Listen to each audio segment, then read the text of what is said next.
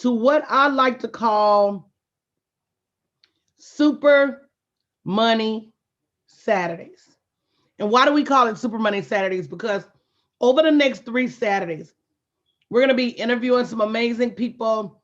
We're going to be talking the language that a lot of women are afraid to talk, and that is the language of money. And I want you guys to get used to speaking money because it is the money that allows us to take care of our families. It's the money that allows us to live our lives at the next level. And so I'm not saying make money your God because we all know that there's only one God, but He does provide abundance for you.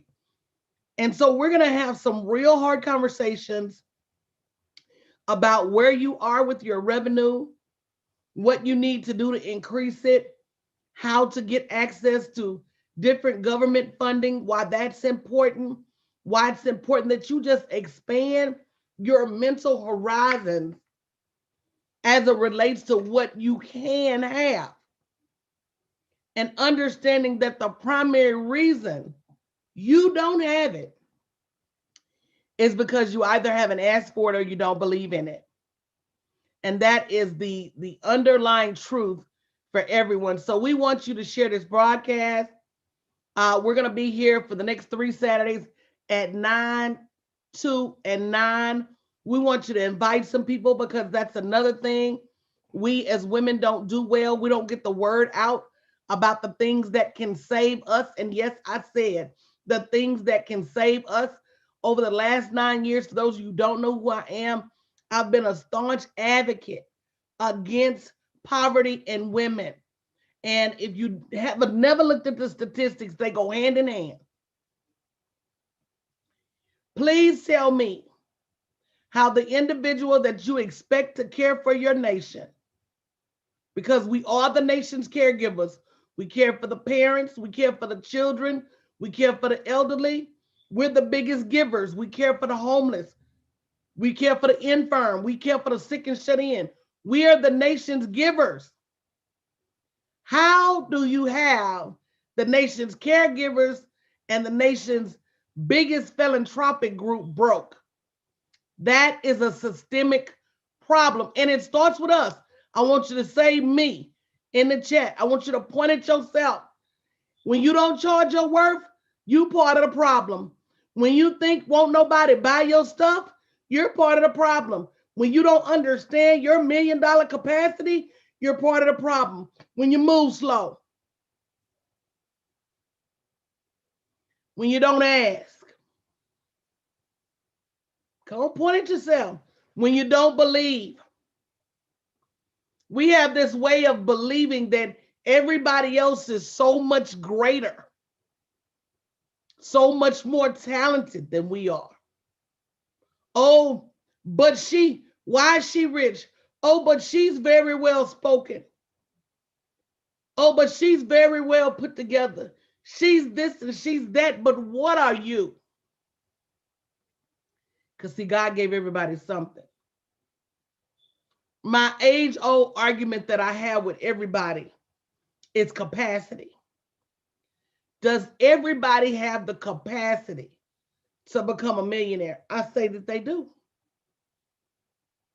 I say that they do. During these Super Saturdays, I'm going to show you the money on paper. I'm going to show you just how close you are to being able to generate $1 million. But guess what? You got to always point back at yourself. You got to always say, what hindrance am I being to myself? You know, old folks used to say, if you ain't a help, you a hindrance. So a lot of time we are our own hindrance. So I want to start by saying, guys, I don't know who we have moderating on live stream. We're going to be giving away prizes. We're going to be opening it up for questions. We want you to walk away with an understanding of how you can live your life in a better space because of your revenue. So the first thing I want to do is I want to introduce my amazing panelists today. You see they rocking a Super People shirt. See, I didn't say Superman.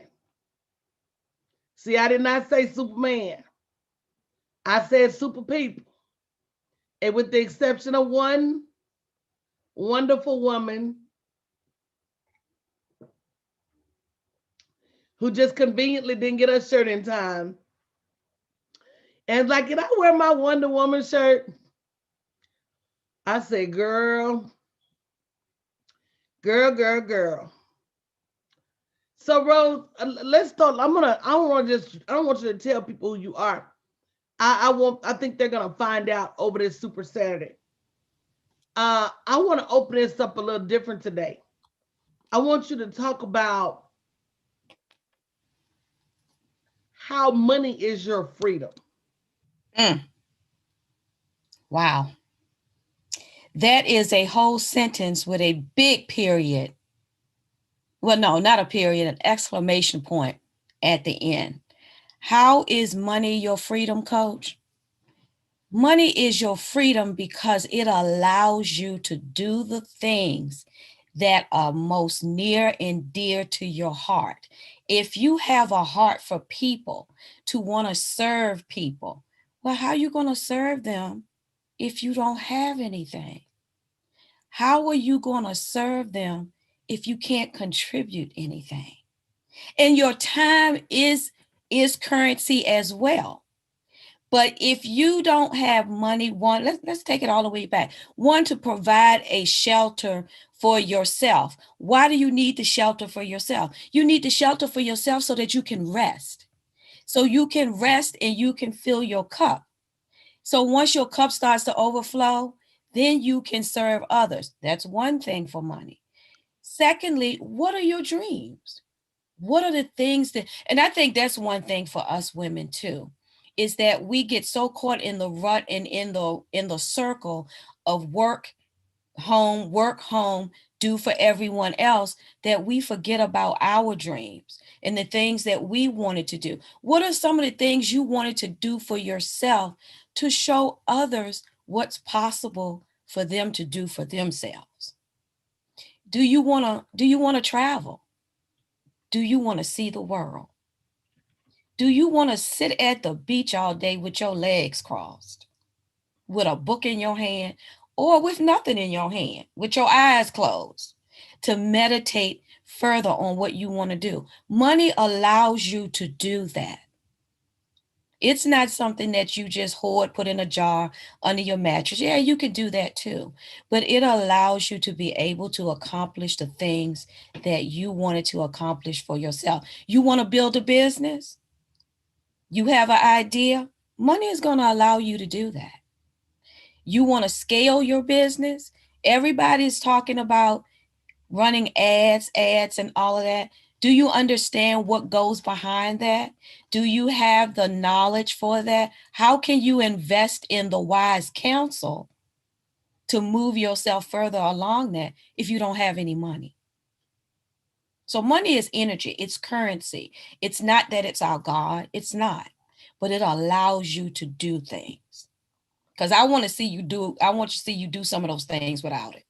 So I want to step back here because everything you said very prolific, very thought provoking, but nothing none of us don't know already. Okay, that's true. We already know we need money to live. Amen. We already know we need money to keep us moving to the next level. We know we need money to invest in our business. We know we need money to keep a roof over our head and food in our bellies. So why we treat it like we treat it? Why we treated it, Why because do we treat? I just want to let that question. I want to let that question marinate. Why do we treat it like we treat it?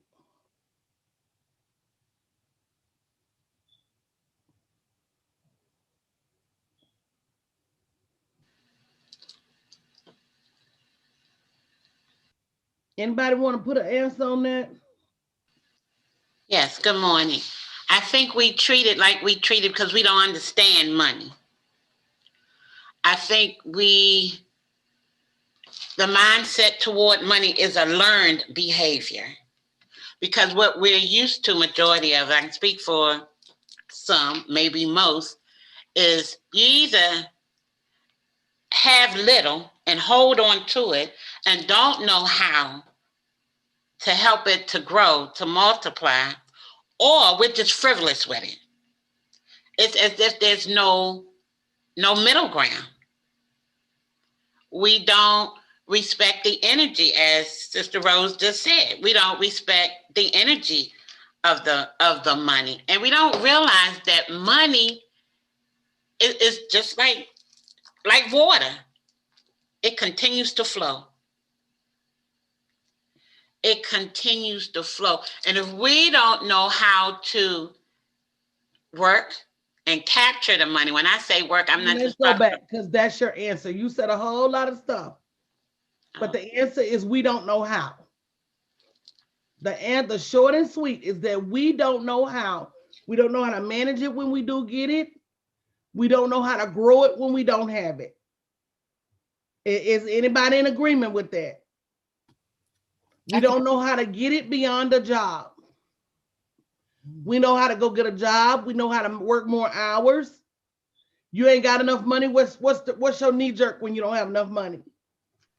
You I go know look what for mine another used to Work more job. hours, work a little hard. Put go in get a more time. second job. trade more time for money. Facebook because I don't see us live. Yes. We're live on your business page. Coach. So Terry in the audience says that money is a tool of exchange to get your level of freedom. Desra added that a lot of people don't understand the power of money and how it gets us from point A to millionaire, billionaire status, and she's learning that. Right, absolutely. And so it goes back to what I said is we don't know how.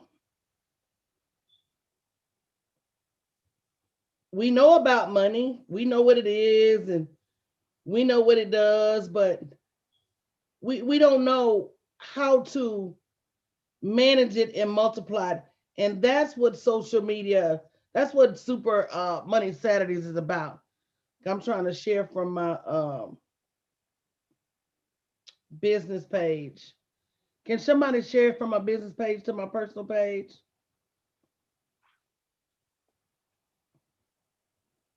It's on your Danielle Patterson Winningham page as well, Coach. I know that. That's what I said.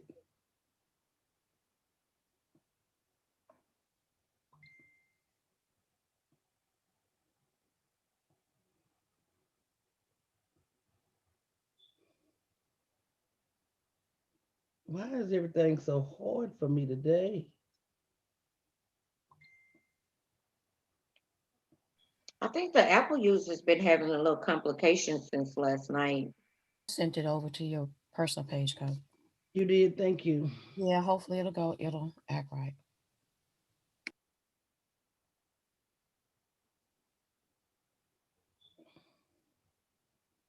I mean,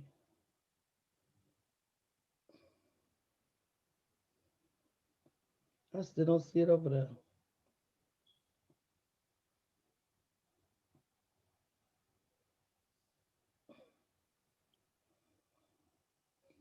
Yeah, Berlin, you can't share it as me. You gotta share.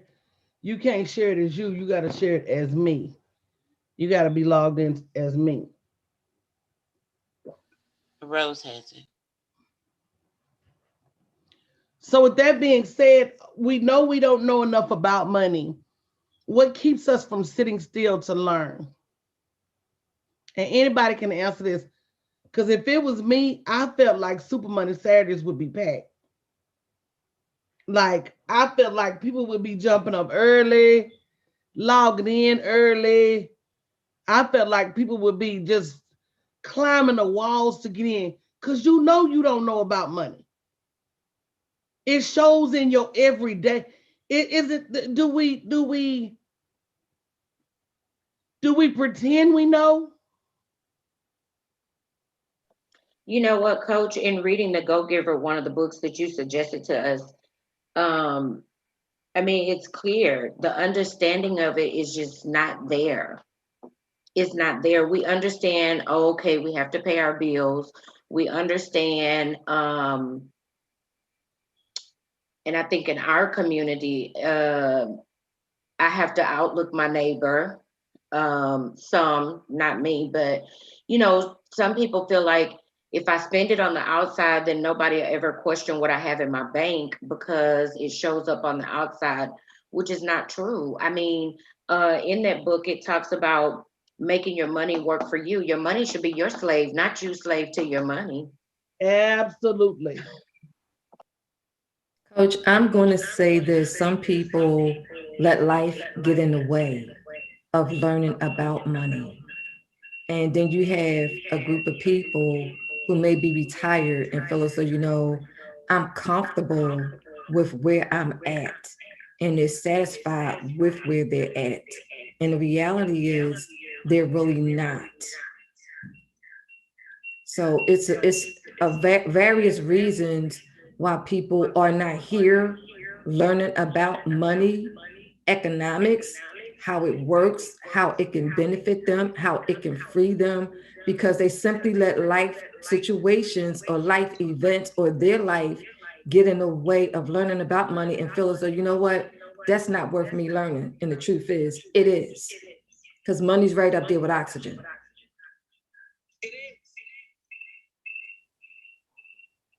It is. People don't think that. People don't relate to that. But when it comes to the exchange on earth, and how do you get food? How do you get water? How do you get shelter? It's money. So I want to hear from somebody in the audience. I want to hear from somebody on Clubhouse. If you had to say, and I'm doing this before we get kicked off, and I'm also doing this because I'm about to start a talk show about Pink and Paid, called Pink and Paid. So I want women to understand that if your family does not have enough, that's part of your cross to bear. So Sherry, your mic is open. Please provide us with your feedback. Yes, ma'am. Thank you for allowing me to speak. I believe a lot of it, it's not a belief. I know a lot of it has to do with our mindset. Um, and I'll use this COVID and the money that's being given. Well, why would I want to come learn about money and the government is giving me money? That's too hard. I have to use my brain. As well as you have some people who know, okay, she's going to be on this live. So what I'll do, I'll wait for her to get the information. I don't want to work hard. So I'll let her do the work and then I'll eat off of her. But then Sherry, that's a conundrum because you don't want to work hard, but you're working hard every day at somebody else's job. Even if you just have to get up, get dressed, go sit in the office for 8 or 9 hours, wade through traffic, come home. That is hard enough for someone else. Now let's tell the truth. They work us like dogs at these jobs. Let me just be honest. Yes, I ma'am. used to work of 10 people at my job, and that's Hmm, an understatement. hmm. They didn't acknowledge it until I left, and they had to hire 10 or 15 people to replace me. Yes, ma'am. You want to talk about working hard Hmm. and unfairly, unappreciative?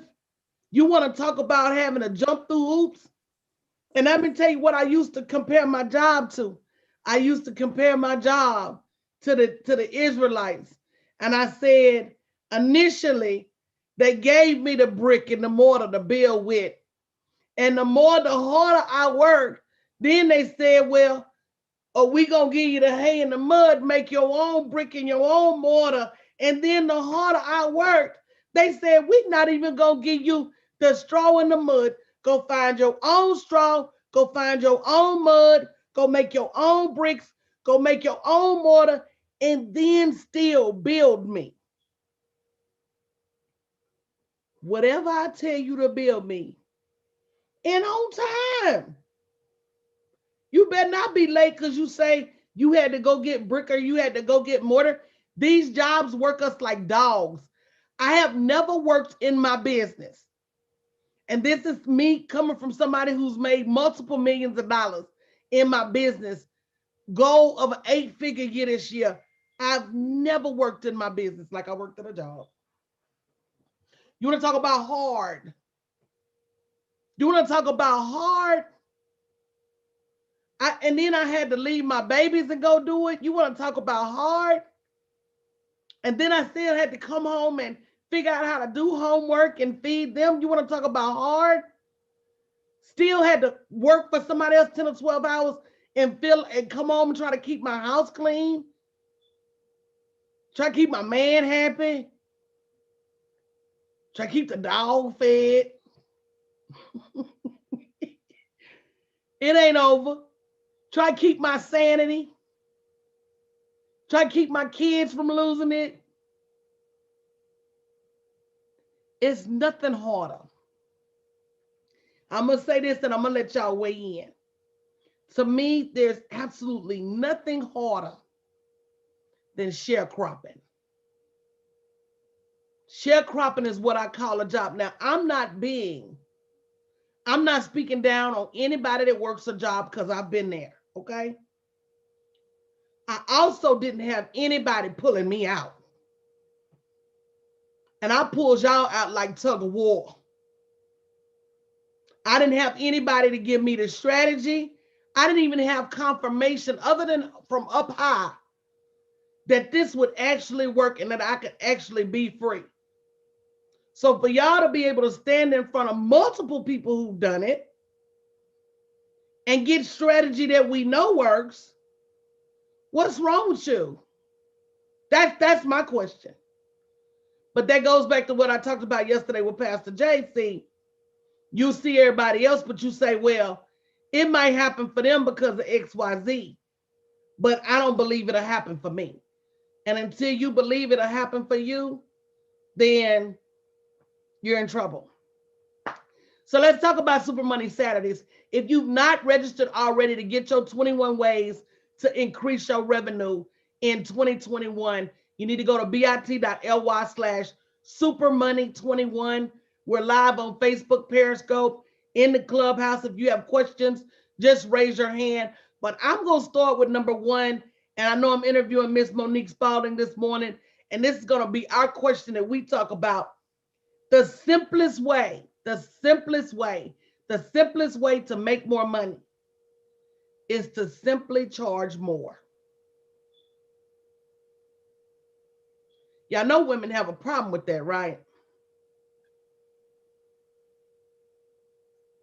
During my Fight for Your Money boot camp, for all of y'all that's struggling with charging more, during my Fight for Your Money boot camp, I'm going to give you an exercise on the easiest way to increase your prices.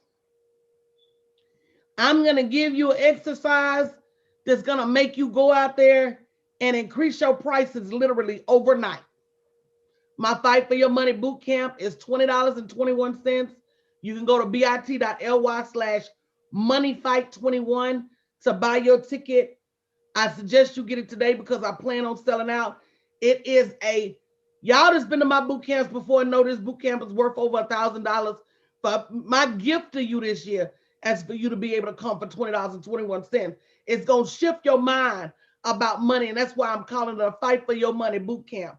bit.ly/moneyfight21. And I got special prizes for the people that register today. With that being said, Monique, why do women insist on associating their product value with their personal self-worth? I would say, Coach, it is a lack of not even understanding what your own self-worth is. What value you have that you bring to market. And then because it's not at the appropriate level, then you think that everybody is in your situation, that they don't have money like you or they struggle with money. Wait a minute. Stop there. Yes, Coach. Stop there. We tend to think because we broke, no offense, that everybody else, we tend to think that our money situation is everybody else's money situation. I want you to stop right now and I want you to say this out loud. I want you to say somebody, Somebody, somewhere somewhere can afford even my highest can afford even my highest price product price product and can pay cash and can pay cash today. today. Did everybody catch that? Did everybody catch that? Now, let me tell you the mistakes we make. We don't have a high price product. My most expensive product is $60,000 and it's worth it. My most expensive product is $60,000. I only sell about 2 a year. Look what she said, only. But guess what? If I didn't have a $60,000 product, I wouldn't sell any of them a year. So even only selling 2 a year, I'm still off of just 2 products, making more in a year off those 2 products than some people make all year and in 2 years. Notice how I said only. So you may say, well, coach, how do I create a high price product? My skills are so good. I know how to create a high price product for anybody. I don't care if you just tie shoes. I don't care if you tie shoes for a living. I can show you how to create a $25, $35, $45, $50,000 product. What we have to remember is that the world in totality is not broke. And if you don't have a high price product, I call it your Kim Kardashian product.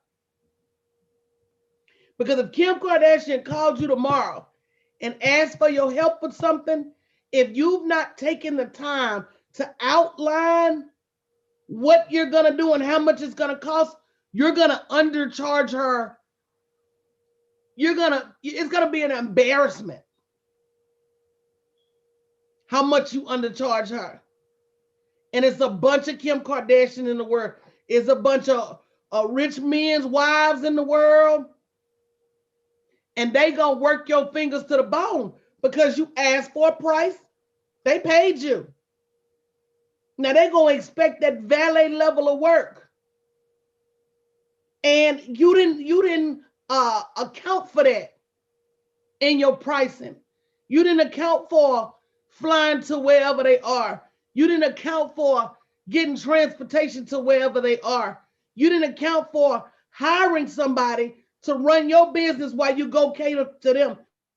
Account for any of that. And so out the gate, you undercharged. And that's one of the reasons that my clients make so much money. When Chiquita did that launch just now and made $130,000, had she not had high priced products, she'd been lucky if she made 20. It makes a difference. So, It Coach, different. I hear Clubhouse has some hands up for you, and Yes, Terry ma'am. over here is asking, what if she has a high price? She has a product that's high price, but nobody's buying it. That's the equivalent of why you need a coach. Listen to what I'm saying very close. Why would I create anything without creating a plan to help you sell it? That's why I was using my client Chiquita. My clients have a full spectrum of products. They have products that cost $59 a month. They got products that cost $5,900 a year. They got products that cost $15,000 a year. If you don't meet people where they are, you see, and most experts are out there telling y'all, oh, well, just sell high priced products. That's not going to build a brand for you. When you go to the dealership, with the exception of the Bentley dealership, with the exception of the Range Rover dealership, but when you go to the old Toyota, when you go to the old Chevrolet, your Jeeps, Tom Ford, you can get cars that start at $15,000 and go all the way up to $150,000. Because them new Lincoln Navigators that one my husband Matthew McConaughey is on the commercial with, babe, that's a bad white man right there, y'all. Y'all know that Matthew McConaughey. I was when the first commercial first came out, when it came on, he said, "Hey," I said, "Hey." Troy say, "All right now, you get that man beat up on TV." Not on TV. On TV, girl. We sitting around here looking at each other. He done fought the TV. That new Navigator with all of the features and functionality can go all the way up to $150,000. So what makes a dealership profitable? Because your goal is to drive. I'm teaching somebody today. I'm teaching somebody today. So when you come to me and you say, Coach, I want to start a business, your goal is to start a business. I showed y'all my slide and my pitch deck the other night, how I explained to my investors what my pricing model is like. I said, if you want to join my membership, it's $59 a month. That's like catching the bus. You're still going to be on your way. You just going to go with a whole lot of people. You got to stop at every one of their stops. You're going to go a lot slower. I don't know if any of y'all caught the Greyhound back in the Gap. Sure did. Baby, the Greyhound would take you 15 hours to get a 6-hour trip. It's stopping in every little town. It's stopping in every little bus depot. Girl, you'll be on that Greyhound so long, you smell like chicken and exhaust.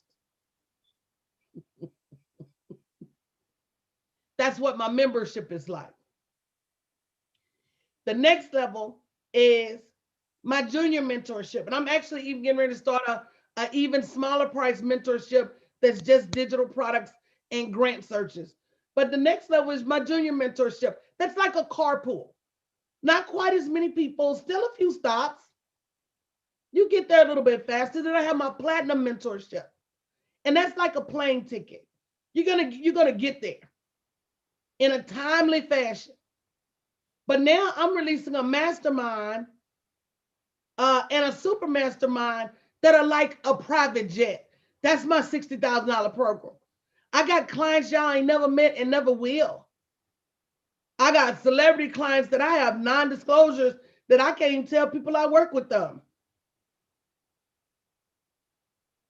So when you go to travel, and Rose, I know you're a big traveler, you get the ticket according to your budget that day. Right? Absolutely. If you in a hurry, but you ain't got much money, you might be forced to get you a little piece of old Greyhound ticket or a little mega bus. I'm teaching somebody if you're listening. Now, if you balling and you got a few days lead time, you might be able to scour around and get you a nice, maybe, coach ticket. You might even be able to get a first class.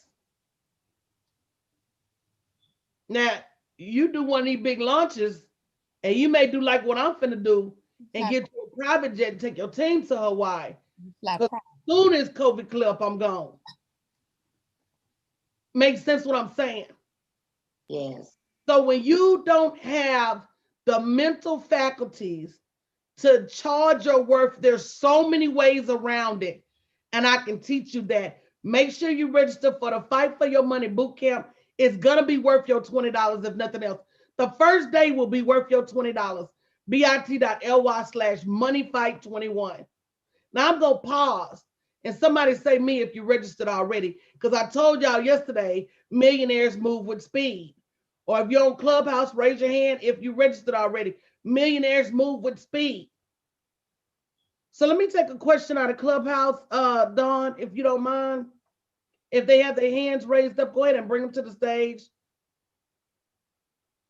As me and Monique continue to talk. So one suggestion is that we separate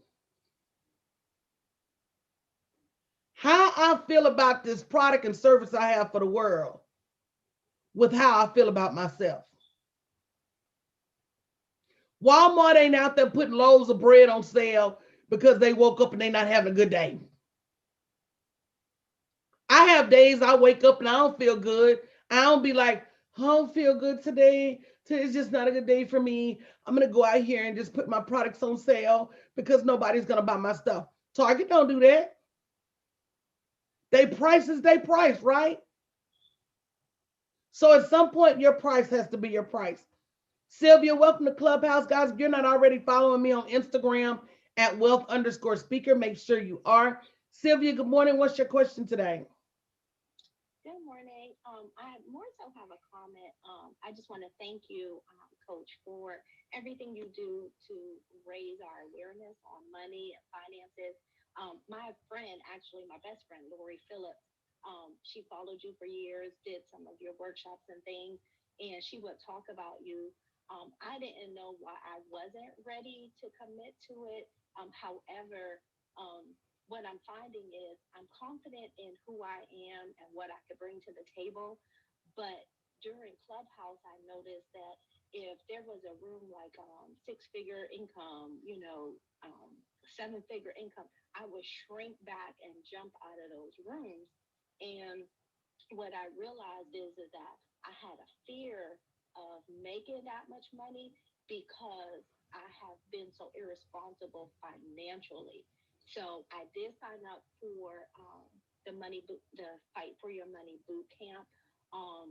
And I just want to say I'm ready, and I thank you. I thank you. I thank you for being the voice, because I know it wasn't easy for you.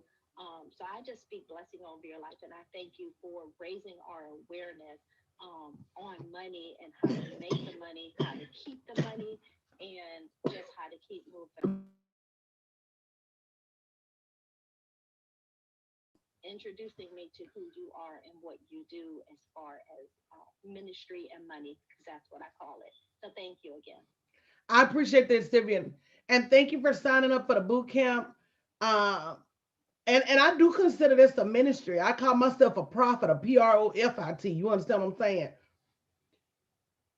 You know what makes us scared of money, Sylvia, is we scared of what we don't know. The things we don't know frighten us. So the more I talk about it, the more familiar you get with it, you get to say, oh, girl, that's just money.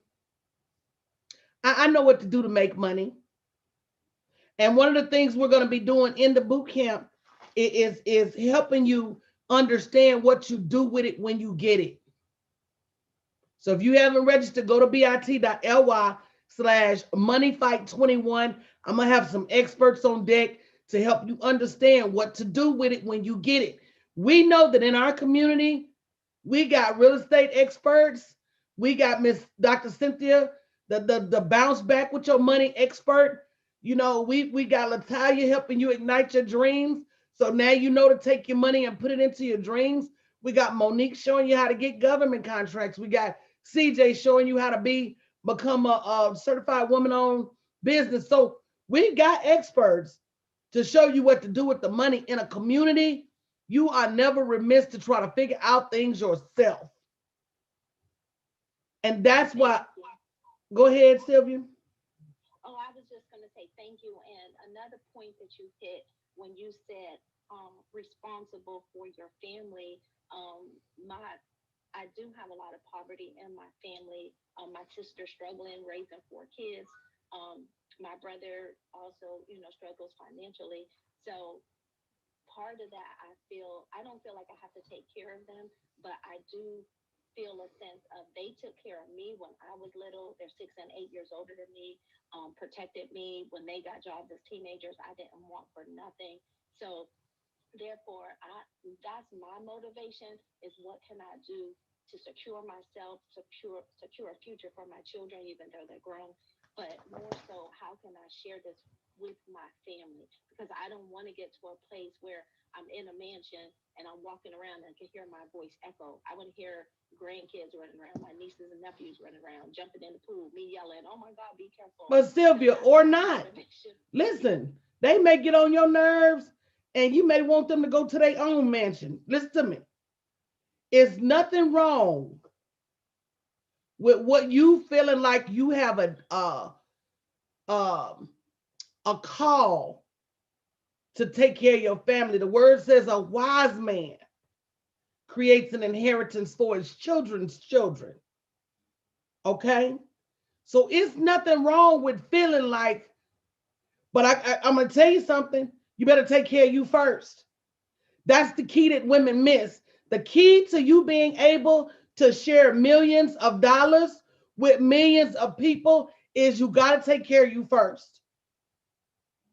And that's where we miss the mark. You can share $1 today, or you can invest that dollar in yourself and share $1 million tomorrow. And it doesn't take much to take care of your family. It doesn't. It doesn't take much to be able to retire your mom and send your children to college with no bills. It doesn't take much. It does not. So, Sylvia, welcome to the journey. Thank you for signing up for the boot camp. I promise you won't be disappointed. That I can promise you. So I'm going to show out because we about to take up arms and fight for what God. So let me clarify that word, fight. The only person you're going to be fighting is yourself. Amen. Because when he gave us dominion, he never rescinded it. So you've already got dominion over everything animate and inanimate. You have power in the natural and in the supernatural. So when I say fight, all we're going to be fighting is you. And I know that's scary to some of y'all. If you ain't already went out to that link, bit.ly/moneyfight21, it's okay to say, Coach, I'm scared. I'm going to sign up anyway. It's okay to say, Coach, take it easy on me. I'm going to sign up anywhere. But if you're here for a reason. Don't underestimate why you are here. If you prayed last night for financial freedom and you end up on Super Money Saturdays today, go get your $20.21. Because if I told you it was $1,000.21, you'll be mad. She know can't nobody afford that. So I eradicated that. I'm finna show you. You can afford access to even my $60,000 program. It ain't nothing but a number, y'all, and what you asked for. Who's next on Clubhouse? Thank you, Sylvia. Thank you. Good morning, Danielle. I think Vicki pinged me into the room. This is a great conversation this morning. You mentioned earlier in this conversation, and you've since answered the question, but you mentioned the best way to make more money is to simply charge more. And I kind of chuckled at first because my method has been to more so aim at multiplying my clients, only because in my line of work, public relations, the musician, my musician clients in particular, over the last few years have talked more and more about being on a shoestring budget. When I was starting out like 15 years ago, people had more investors. It just seemed like people had more money to kind of invest. But you since answered the question. You said create a bigger package or create more for that service. So to have basically a product worth more. And Hannah, wait a minute. Let me help you too. And a product worth less. See, you don't get the same access to me at 60,000 that you get at $60. Exactly. You heard that right. Absolutely. And so, but you tell people that. I think another good important point is simply not talking up enough of that more expensive package, because a lot of times people are just like, they're really low key. They just really don't want to spend the money. And so they end up with a product that's just more like, meh, it's like, okay, I spent 500 or 1,000, but it really wasn't that tsunami wave you were looking for. It's more like a splash, but, yeah, I'd be curious to see more of what you have to say in the future. You since answered my questions, though. Thank you. And I hope you sign up for the boot camp too. Listen to me. There's an art to getting people to say yes to even your most expensive product. And once you know that, what you're going to realize is this just as easy to sell for me. And my clients will tell you, because they will tell you how many people sit next to them in a mentorship. I have just as many people in my $15,000 mentorship as I have in my $59 membership. Do you hear what I just said? So when you're good at what you do in terms of positioning your product, it becomes less about the price and more about getting the clients that really want what you have. Regardless as to who your target is, they can say they on a shoestring. I can say I'm on a shoestring. But if I go to the doctor and doctor say you finna die and you need this surgery that's gonna cost you $1 million, I'm finna call all y'all. Hello?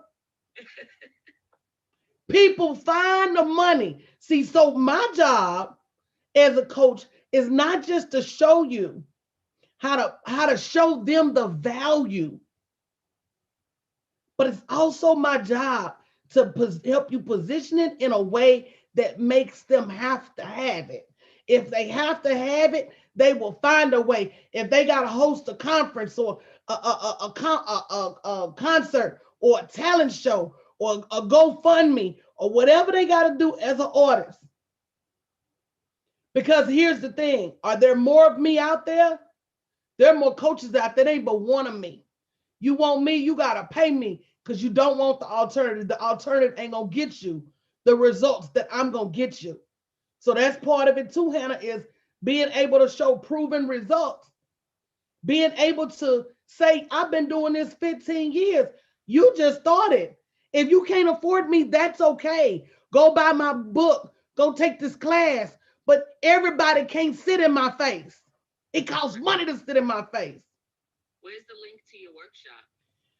The boot camp, who's on here that can update my Instagram? Let me put it in my Instagram, bit.ly/ money fight 21. It's $20.21. I promise it's gonna blow your mind. But yeah, we gotta get in that position. And if you've been doing this for 15 years, at some point, if you don't create that lower level of automated products, Hannah, you keep working hand to mouth. Meaning that in order for you to get a check, you got to hire a client. In order for you to get a check, you got to do some work. Y'all, I'm 49. I'll be 50 next November. Don't y'all laugh. Don't y'all say nothing. They know I just turned 50. But I'm not having my birthday party till COVID is gone. So when COVID is gone, I'll turn 50 officially on the all-white boat party. Hello? I'll turn 50 officially in November this year, provided that COVID has unreared its ugly head. I said it to say, at some point, I don't want to do this. I was talking to my client Chiquita, who has over $1 million in real estate, and I said, Chiquita, let's start to talk about your automation so that we can talk about your retirement. Kita said, well, I love what I do, coach. I said, hold what you got. Because see, y'all be swelling up on me sometimes, don't be understanding where I'm going. I said, but do you want to do this forever? I said, because Keita, in the next 2 years, I'm going to be on the beach with my feet propped up. I'm still going to be serving the world. I'm still going to be making the money. I'm just not going to be opening my mouth to do it every day. Do you have an exit plan, even from your own business? Does that make sense, Hannah? Absolutely. As soon as you put that link up there, I'll sign up. But I just wanted to make sure I made it plain because, when you don't have that product suite and that automation, you leave yourself working forever. Definitely have to think about maybe expanding on some packages that I already have. Yeah. See, that's what coaches help you do. You ain't got to guess it. You ain't got to work it out. You ain't got to say, I wonder will this work. You come in and get that slice and that dice because the mass majority of my clients have a $500,000 profit plan for next year or better. Get a piece. Hey, Nunu, good morning. You got a question, comment? I do not have a question, Coach. I just want to make a comment. Guys, I have to tell my story real quick. I know you didn't ask for stories, but I sharecropped on a plantation for 33 years. And for those on Facebook, Instagram, Clubhouse, wherever you are, if you work a job, you're sharecropping. And 85% of y'all, I don't know how many people are on all the platforms, are unhappy with your job, but you probably won't even admit it. 85%. I sharecropped for 33 years. I tried to build a business, did the MLMs, wished and hoped and prayed, and never got where I needed to be until I got some help. That's my message to everybody under the sound of my voice is get some help because I've been with Coach now a little over 2 years, been off the plantation. Hashtag get off the plantation. I've been off the plantation about a year and a half. May will make 2 years off the plantation. You don't know what you don't know. And the first thing when I got in her program, she had to reprogram me. See, she's a master business coach and life coach. You guys need that life coaching first. Why? Because you work in a job. That's what you were taught to do. You were raised to go to school, get a good job, work hard, and retire. And Jennifer, let me help them with something real quick because if you don't have an exit plan for your business, listen to me. True story. If something were to happen to you tomorrow, that unfortunately you could not work your business, and let me put a prayer out there right now that everybody's covered in the blood. That's not going to happen, Lord. I'm just using this as a story because we all know words have power. So let me just put that out there. I'm just making an example. But if something were to happen and you could no longer go to work, if you don't have a source of revenue that will provide for you, you are in just as much peril as somebody who works a job. Did everybody catch that? If you are an entrepreneur that does not have a mechanism that will allow for money to continue to be delivered to your bank account, whether or not you talk to somebody today, whether or not you do client work today, whether or not you're busy today, whether or not you're even cognizant today, you're in just as much bondage as somebody who works a job paycheck to paycheck. Coach, can I speak on that? Oh, absolutely. You were saying if you didn't have a plan or something that can provide for you if you were to get sick, and yes, we are all covered in the blood. Well, October a year ago, I got sick. Never expected to get sick. Have never been in the hospital a day in my life except to have a baby 35 years ago. I was in the hospital for a whole week, 3 days in ICU, unexpected, 2 months before I was due to retire. Okay? If I did not have something else in place besides a job, because I was getting ready to retire on my job, I probably would not be sitting in this spot today.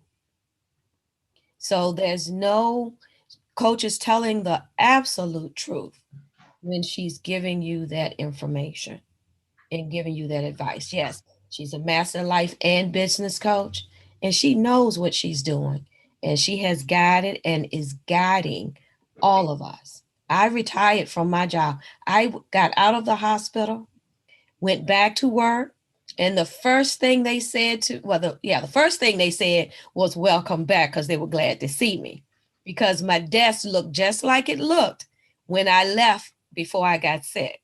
Okay. And the second thing they said to me, I know that now you're not going to retire because you probably got to work to pay those hospital bills. And my response was, I'm retiring even more. It tells me now to retire even more because life is short. So you want to be able to do the things you want to do while you're still young enough to do them. That's all I have. Going back on mute now. Well, y'all doing it this morning. Look, I'm filling up the employee refrigerator, y'all. Give me just a second. So, so for those out there on Facebook, Periscope, YouTube, Instagram, and most of all, the newly added Clubhouse. When Coach says go sign up at bit.ly/moneyfight21, do it. When she said her boot camp is $20.21, it's worth $2,000.21. Because on the first go, even today, not in just the first day, Just the information that she's giving out to you all now has way more value than $20.21. It has made way more value than $2,021. But it's the truth. We are sitting here because we know and we've experienced the wisdom. And whenever you're trying to do anything, you don't take a trip without knowing how to get there, which turns to take, which roads to avoid, so that you don't get hung up in the traffic, so that you don't get hung up in everything that's going to slow you down to getting to your destination. So, why do that with your business? Get you a good blueprint, a map, a GPS to get you where you want to go. Anybody want to chime in on that? That's good. You know, when you were talking about get a map to get where you want to go, Coach was talking about a plan. When we get ready to go somewhere, even in the city we live in, we may think we know our way around the city, but they always doing construction and putting toll roads and doing this, that, and the other. That's why we depend on Siri to tell us the fastest route possible. And sometimes the route possible may not be the best route. That's why you get wise counsel. And I'm telling you guys, just like you guys signing up for Blueprint, we gonna be there too. Because every time Coach opens her mouth, she speaks a word. So you not only need to get off your job, but you need to, as soon as you leave your job, you need to have your retirement plan from your business. So you need two plans, but you got to get somebody to help you, somebody that's traveled those roads before, because they gonna know to tell you don't do that. Don't do that. If you need to earn more money, raise your prices. Don't go looking for more clients.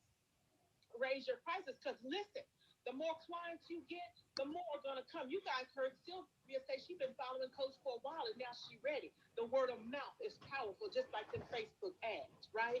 So you don't know what you don't know. So you guys have got to ask Siri, ask Danielle, ask Coach, ask somebody who's traveled the roads that you've been on. Because I remember my first conversation with Coach. She said, "What's holding you back? What are you afraid of?" I said, "I don't know, Coach. I know it's got to be me holding back. But if I could get off this job in 5 years," she said, "it ain't gonna take you that long. It took me 8 months." That's She, right. but you got to do what she says. Don't you just don't sit up and think that just sitting there listening is gonna get you where you got to go. You got to execute.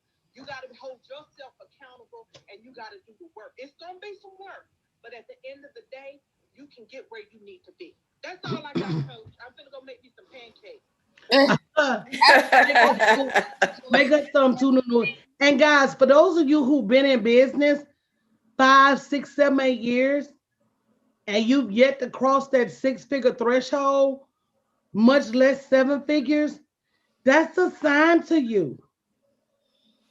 That's a sign to say, if I see other people doing it now, everybody ain't doing it now. Cause some people be like, and I've seen people over on Clubhouse saying, "Come, let me show you how to make six figures." And I know them personally, and I know. I'm gonna leave it right there. But at the same time, you know what you're making, you know what your opportunity areas are, you know what you need help with, and I'm gonna leave that in your ball court to get help with what you need. So this morning we're talking about charging your worth and increasing your prices, right? Lori, I see Lori on the stage at Clubhouse. Lori, welcome to the stage. Thanks, Coach. I just want to reiterate something that you just said as far as even if you're not working a job and you have your own business, you still need an exit plan. I still need to know because I do a lot of physical products. Right. If I go down, my business goes down. If I'm not making them and if I ain't working and I'm not teaching somebody to do what I do, my business goes down. So I know I do need to offer more products so I can teach somebody like doing workshops and making my money work for me instead of me just always working for the money. Trying to get so it's more than just getting off a job and still having your own business. It's learning how to scale it right. And yeah, Coach, I've been following you for a long time, and then fell off, and then now I reconnected with you. I'm back. And of course, I signed up for the boot camp. But some of the things you say, like always, it just loops in my spirit. And I know that, okay, now you got to pick up this and keep walking with it and keep running with it and keep doing more and more. Because it is more than just having your business, because it's like still working a job. It is. If you're not careful, it's worse. Because see, at a job you can call in, you got sick days. At a job you can call in, you got FMLA. At a job you got short-term disability. You got long-term disability. You got vacation days and holidays. And baby, when you're the entrepreneur, you don't have that. You don't have any of that. You get what you get. You get what you get. You got to show up sick. You got to show up tired. I had a stroke almost 2 years ago. I'd hurry to recover. I'm like, okay, y'all, look, I ain't got time for a stroke. Come on, let's do this PT, OT, do what I got to do. I got work to do. And Lori, you're the perfect testament for coaching, because coaching is, to me, something you always need. It will get you to one space, and then sometimes you got to come back and get some more to go to that next space. That's why I eternally have a coach, because I refuse to rest on my laurels. I refuse to let grass grow under my feet. If I made 7, I want 8. When we knock this 8-figure year down, I'm gonna want 10. And I'm steady passing that torch to the people behind me. Lori, I learn every year.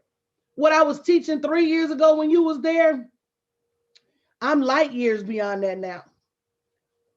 You'll be surprised, but that is the testament to a good coach, is they should always be learning and not only growing their revenue, but as they grow their revenue, able to show their clients for their respective industries how to grow their revenue as well. So welcome back, sis. You know I love you. I love you back, Coach.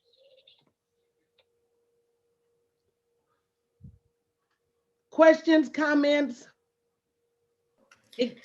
Coach, I got 2 from the chat. Terry says that she has lupus and rheumatoid arthritis, and that's why she's joined, so that she can do what she can now before she can't anymore. Absolutely.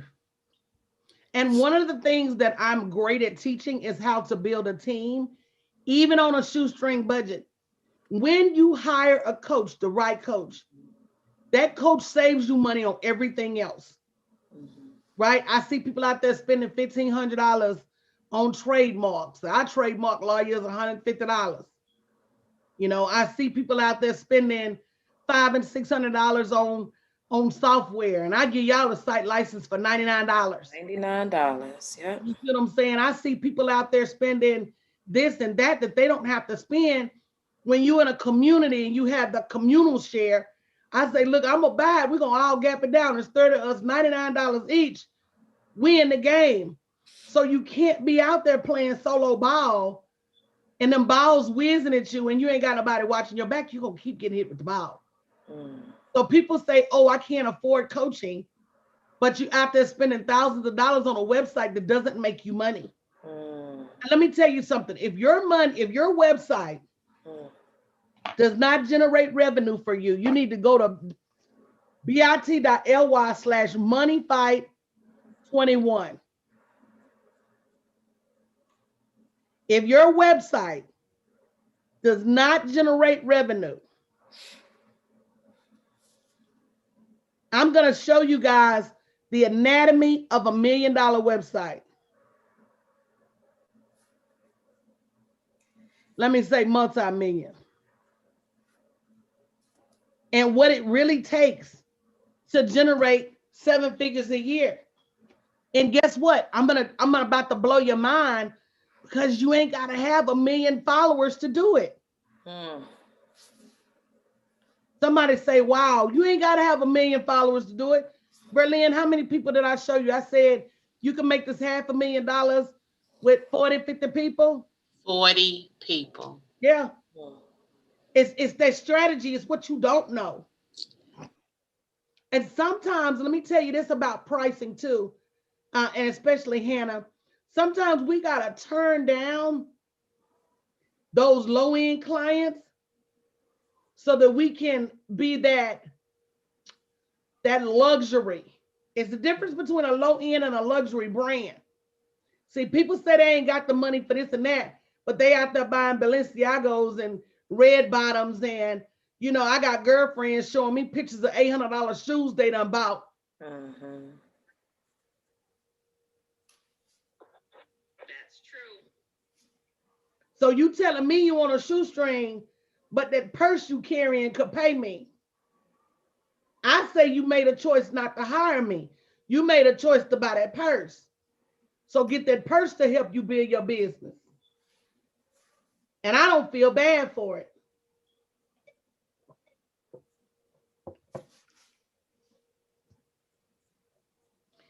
Did that help anybody? Sure did. So if you haven't already registered, bit.ly/moneyfight21. I'm going to get them to pull a report in a minute and give away a couple of prizes for the people that's already registered. Y'all know y'all can win too, panel. So y'all better go out. Oh, what? Yes, Okay. I'm ma'am. looking out for the Zoom room. I'm gonna go look out for Yes, myself. you better in this season. In this season, let every man cover himself. Let the church say, Say amen. amen. And amen again. What's the And other question out of the audience?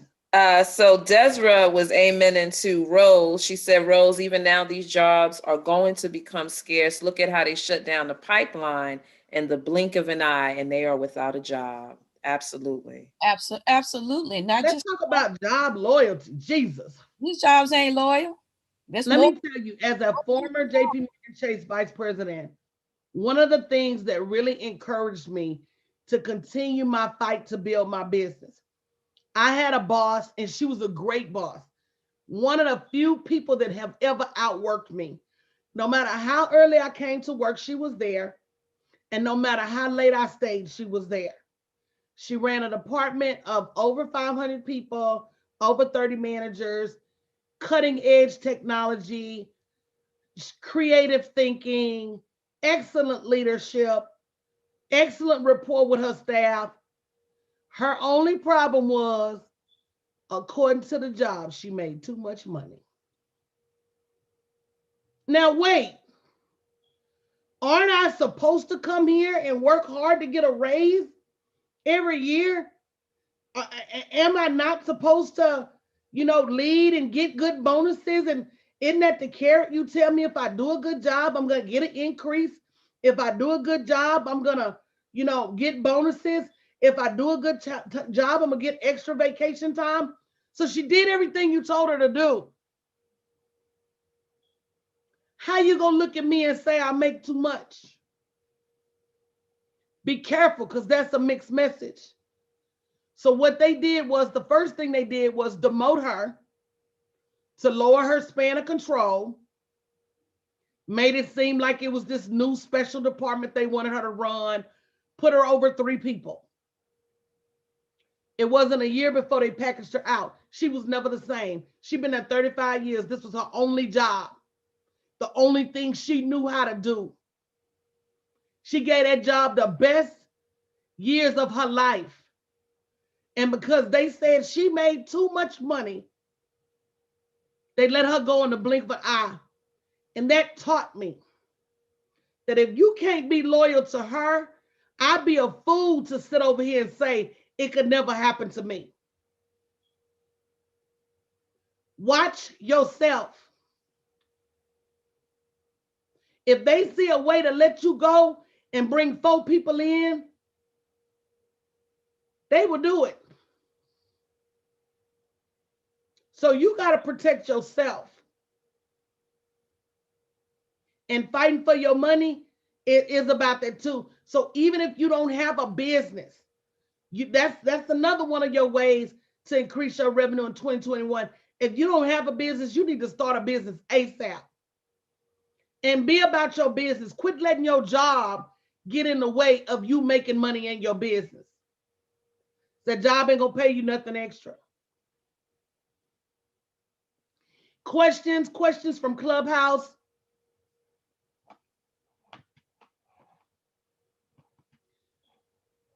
Questions from Facebook?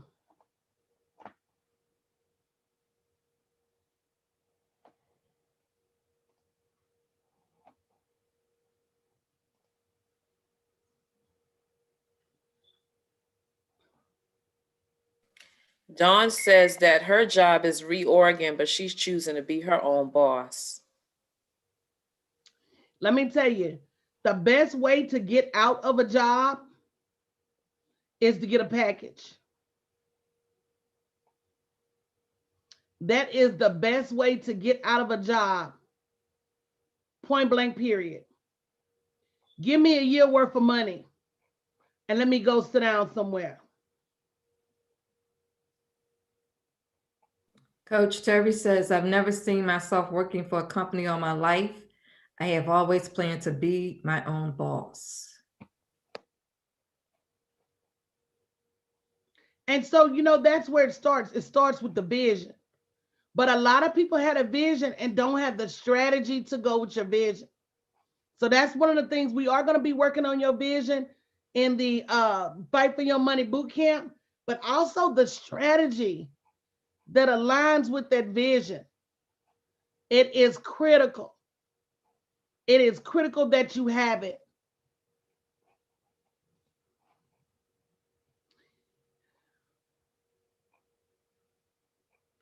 Let's talk about who's next on the Monique. What else did you want to add, ma'am? I know I've been very talkative.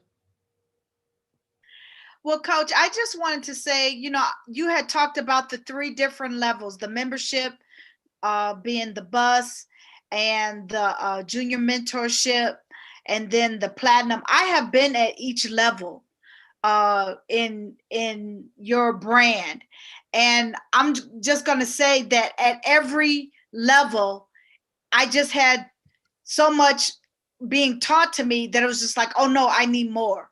Oh no, I need more. Oh no, I need more.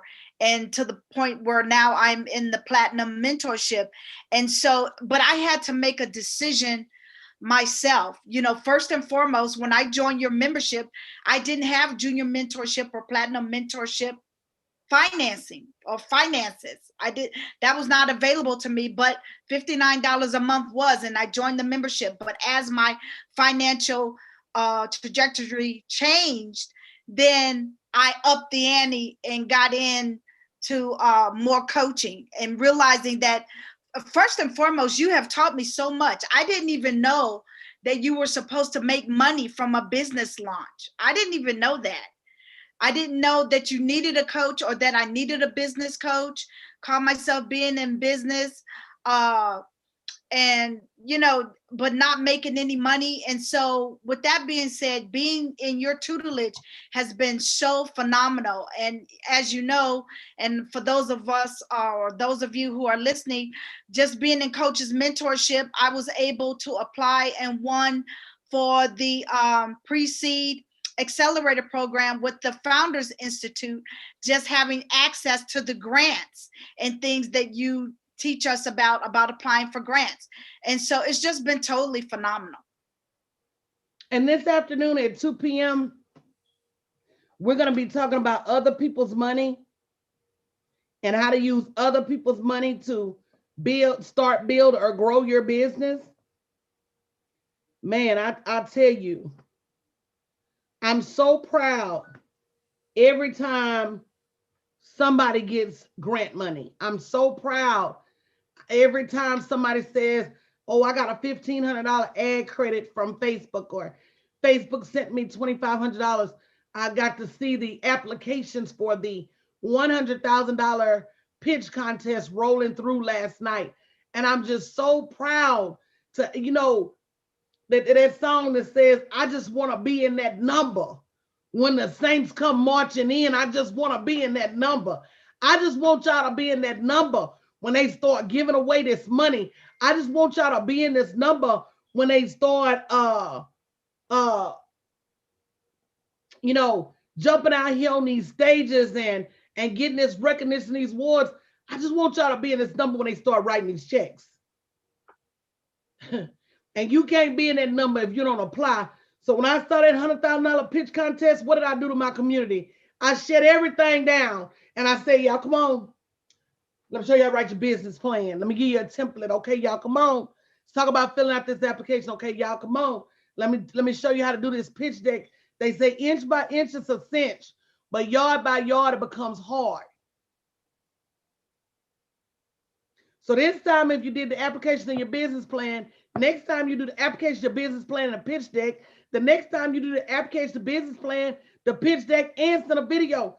This is the second time I've applied for that. They ask for the same information every time.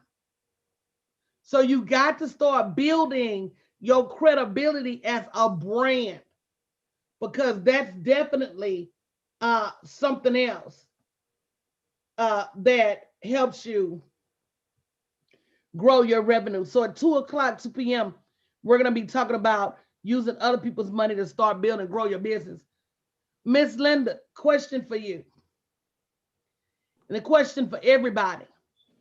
What would you do or how would $10,000 help you build your business? What would you do with $10,000? Free money. Free money? Well, $10,000, some of that I would take to invest in coaching. The rest of them I would take into marketing and also to product development. But the coaching is key. As others have said, I have learned so much in just listening and being a part of this community and having you as a coach. And it's what we don't know that really will hurt us. What we don't know is what's damaging to us. And so the more that we learn and the more that we apply, because even having the $10,000, if you don't know how to effectively use that $10,000, it becomes a waste. You might as well just give it to somebody else. Come on because now. that's what's going to happen. You're going to lose it. Come on now. You said something critical. A lot of times we as business owners fool around and think we know what we're doing. I'm gonna go get me a website. Well, baby, what you gonna put on it? Because it's this not Field of Dreams.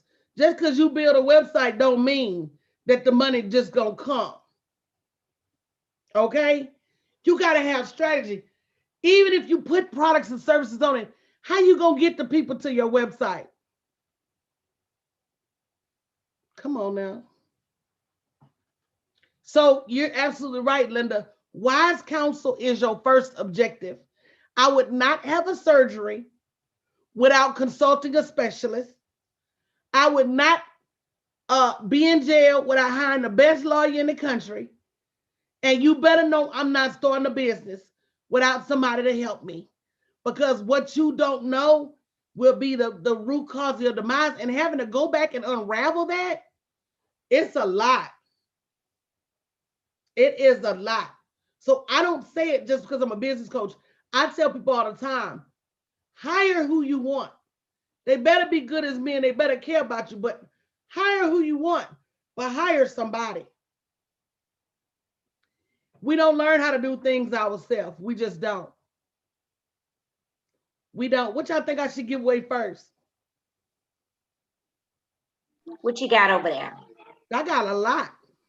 Well, let's Have y'all do. bought y'all tickets yet? Wait a minute. We about to do our first prize giveaway. BIT. I got my ticket. Wow.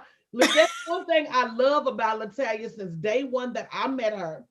Got my ticket. I don't have to tell her things but once. Mm-mm. I said, Latalia, ABC. Got it. Yep, done. Got it. Hey, Dawn said Vicky has something to share on Clubhouse. Absolutely, Vicky. Come on to the stage. Hey, Coach, everybody else. I'm just excited this morning because everything that you said to me, I just kept hearing one thing, and that is just do it. Just do it. Do it. And at this point, most of us have to do things not understanding and halfway in the blind, or we're just full of fog and just clarity. And I just believe that this is the season that we are to just move on faith alone. We may not have nothing else but just the faith and the belief to know that God wants more for us. And I just think 2021 is the season for us just to make something happen. So everything that you said, it just kept turning into, this is the year to do it. This is the year to go higher. This is the year to go deeper. This is the year to go wider. That God wants to enlarge our territory, and He cannot do that if we won't make a move. We cannot do that if we won't invest in ourselves. And some of us, we want people to invest in us. We want people to buy our product, buy our service, but yet we don't want to do it for somebody else. And God said, this is not the season for that. That if you want somebody to buy your coaching program, but you don't want to be coached. You want someone to buy your product, but you don't want to support somebody else and buying their product. And so, yeah, it does take a team to, for us to be successful. But then we have to kind of change how we look at that. Are we really helping each other? And if so, how? And are we running our business, running our life, on our jobs? Are we living integral? Because in this season, God is honoring the heart of man. And so, it's just time to do it. It's time to, to piss or get off the pot. It's time for us to really make a decision if we want this thing or not. Most of us, or most of y'all, because not me, are in decision fatigue. And I didn't even know it was a such thing. But some of us are in decision fatigue, and it's just time for us just to decide and make a move. Decide and make a move. If you mess up, if you're in error, that's okay. Learn from it and go on. But just sitting and all this contemplating, getting all this information and not doing anything, it's just hurting us. It's hurting your children. It's hurting your children's children, your children's children's children. And it's just time for us to do it. So, Coach, I promise you, everything that you were saying, it just resonated with me. Vicki, you better do it. Vicki, you better do it afraid. Vicki, you better do it tired. Vicki, you better do it not knowing all the steps. And I just started praying, asking God, okay, God, I believe, help my unbelief. Help my unbelief, because I'm about to make some moves, God, and don't nobody know but you. But I'm gonna have to do something. And I just think that's where most of us are right now. Most of us, we got to do something. And that first something is get with somebody that know what you don't know. And let's go on and make this thing happen. Let's go on and get this money. And think big. And think big. Small. And let me tell y'all, Vicki, one thing I say all the time, and I had to learn this the hard way. And let's go back to charging our worth, because a lot of you guys think that let me start at a little amount and then I'll increase my prices over time. And that's one of the worst things you can ever do, because you start giving people a taste for you being cheap. Amen. If Walmart starts selling fur coats tomorrow at premium price, they wouldn't sell not a one. Because why? They have created a brand of being the low cost leader. Why would I buy a luxury fur coat at Walmart and not Sakowitz or not one of these other big fur coats, only to have to tell somebody I bought this big old fur coat at Walmart? Right? That's embarrassing. Girl, where you get that coat, girl? Walmart? What are you going to instantly cheap? Girl, get away from me before I get a rash. That ain't mink, that ain't chinchilla, that's raccoon. What are you going to think? You're going to instantly think cheap. Why? Because they built a reputation as being a low-cost leader. It came from Walmart. Girl, that rabbit foot coat. You remember them little rabbit feet we used to carry around? Girl, we were so poor. My granddaddy gave us one off the rabbit we ate. Girl, I carried that rabbit food around till that thing started stinking, but that's a whole nother story for a whole nother day. Girl, I had a real, y'all remember little Lucky Rabbit's foot? I had a real one. I said, oh, I want me a rabbit's foot. And then Baby, they used to dye them pretty little colors too, Coach. mine was scrunchy and looked like it came off a real rabbit. But I'm gonna tell you something else, Coach. That real rabbit that it came off of, that rabbit was good eating, wasn't it? Baby, Hopper was delicious. My girl made some of them big old biscuits, baby, and smothered the old rabbit in some gravy. Oh, come on, Coach. Come on there. But when I understand not understanding money. I was poor longer than I was rich. It doesn't make sense what I'm saying. But once I found the key and realized the key is just opening your mouth, you can knock my teeth out. I'm there up in my mouth. I'm a up in my mouth, no teeth in my head. Wow. Because all you had to do was show me the key. And the key is opening your mouth. But I want to talk about big. It takes the same energy and effort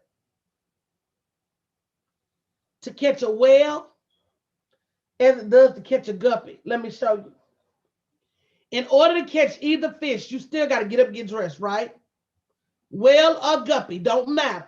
You still got to get out the bed and you got to be intentional. You got to say, I'm going to catch a fish. And when you're intentional, that means you're going to do everything that comes with catching that fish.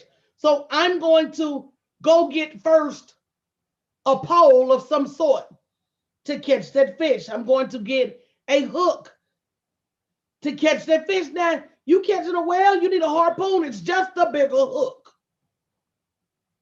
right? I need to get me some bait to catch that fish. I got to make my way to the water to catch that fish. I got to find some kind of apparatus to take me out onto the water to catch that fish. Now, if you done did all of that, why wouldn't you go for the biggest fish available? Why in the world would you do all that energy and effort only to get enough fish to barely feed yourself, not feed your family, and make you have to go out again the next day and fish? If I'm going to do all that, once I get out there, I'm either going to catch as many fish as I can or I'm going to catch the biggest fish that I can because I don't want to have to do all that again tomorrow. Did that help anybody? Now, the only thing standing between you and that guppy and or that whale is the level of your belief. What did Vicky say? Lord, help my disbelief. When you start asking for more, more start running you down and taking you over. You'll start getting mugged by more. You'll start getting hit over the head with more. You're going to be wondering where more came from. You don't have to sit and lack, but you do have to believe. Do we have any questions on Facebook or any questions on Clubhouse? 21 ways for you to increase your revenue in 2021. You've got to charge more. You've got to increase, you've got to create products and services that cost more. Number two, you've got to have residual income. Wait a minute. Did we say that? That's that money you make when you in your sleep. Everybody talks about it, but few people do it well.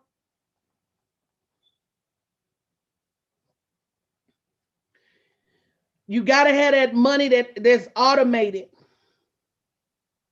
That money that comes to you even when you don't, quote unquote, do anything.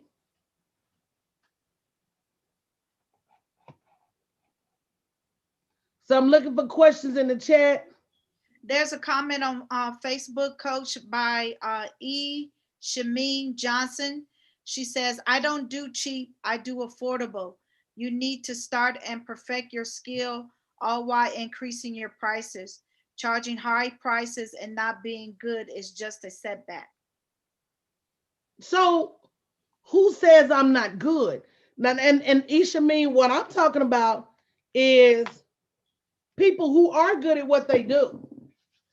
I'm going to give you an example. I had a bookkeeper come to me. She was a bookkeeper in the oil and gas industry for over 15 years. Let me repeat that. She was a bookkeeper in a multi-million dollar industry for over 15 years. And when she came to me and we started talking about pricing her services, she said, I'm going to price them lower because I'm new. Is she new? Not with 15 years experience, no. Her business name is new. She's not new.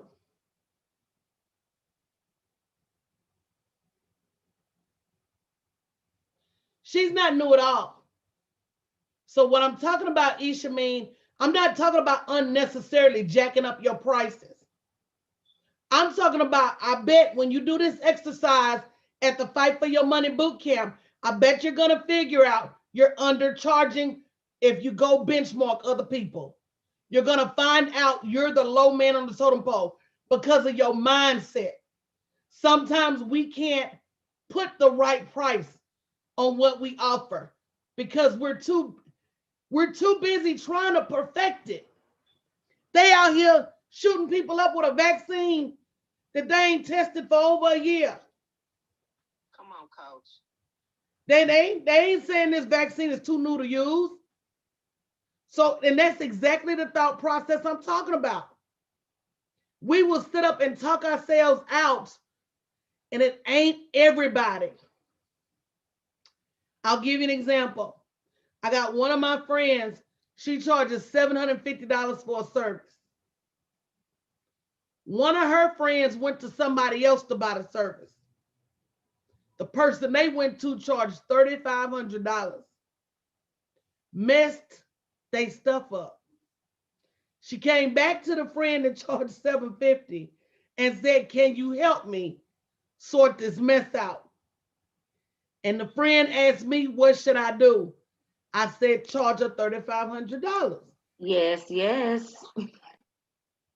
Charge her exactly what she felt it was worth for somebody to mess it up. You can't come and see, this is what they do to me as a coach. They go to these $30,000 coaches, they go to these $40,000 coaches, and they get nothing. And then they come back over here to me and want me to reduce my prices and want me to work with them on a payment and this, that, and the other. Ma'am, no, ma'am. You went over there, you didn't even get a community that loved you. Hello?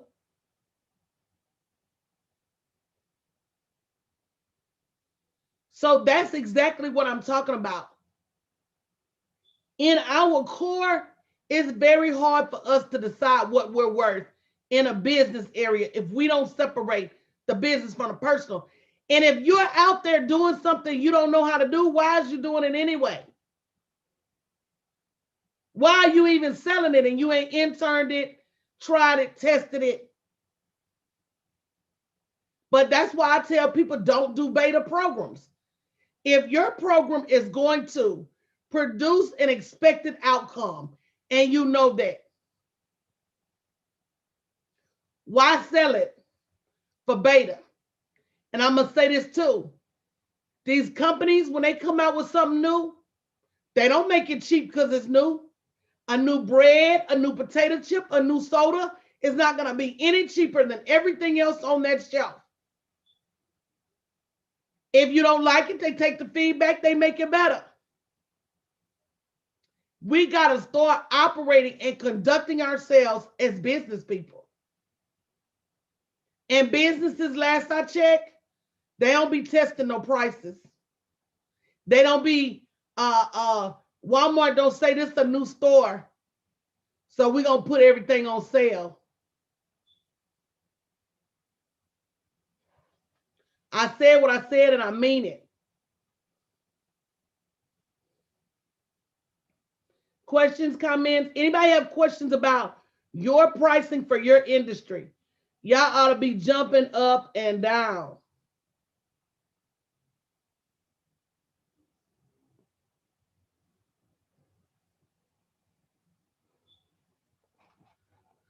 I wish I had anybody to ask about my prices.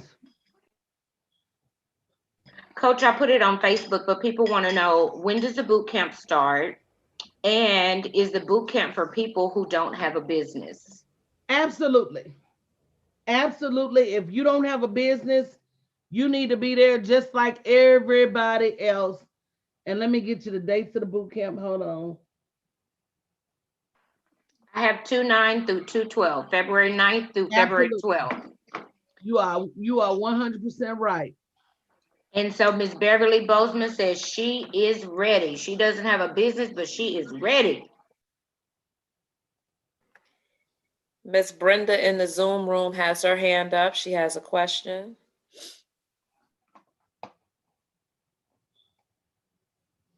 Yes, ma'am, Miss Brenda, you should be able to talk. Good morning.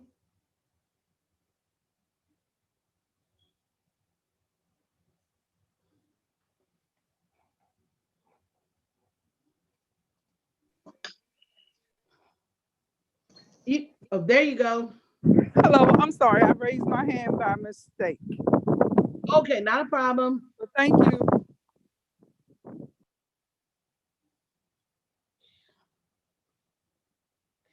And guys, there's another, like I said, um there's another way. There's so many ways to increase your prices. And I'm never saying charge what's not fair. I'm always saying charge what's fair, but don't short yourself. Rose, I'm gonna take a quick little girls break. You could steer the conversation. That would be great. Yes, ma'am. Anybody else have any questions, any comments? I know you all have been blessed by all of this morning because we have been coached by the best. Um, we will come back here again at 2 p.m. Central this afternoon. We will be back here again tonight at 9 p.m. Central. We are asking you all to join us. Share it with your friends. Bring 5 of your friends, but share it with your haters. Tell your haters about it and ask them to bring 10 people with them because you know why? Your friends may be reluctant, but your haters gonna always know what you're doing because they always watching you. So one, they can criticize, comment, and try to duplicate what you're doing.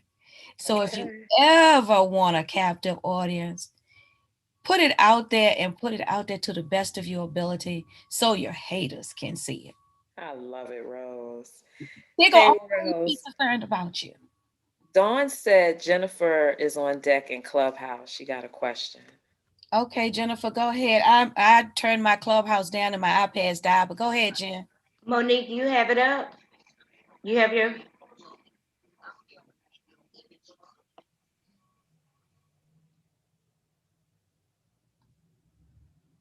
Hold on, let me. Or Dawn, what about you, Miss Dawn?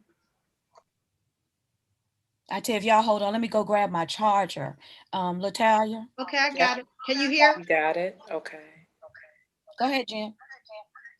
So I'm gonna say what Rose said, but feedback. Is that my feedback? I think that's me feedback.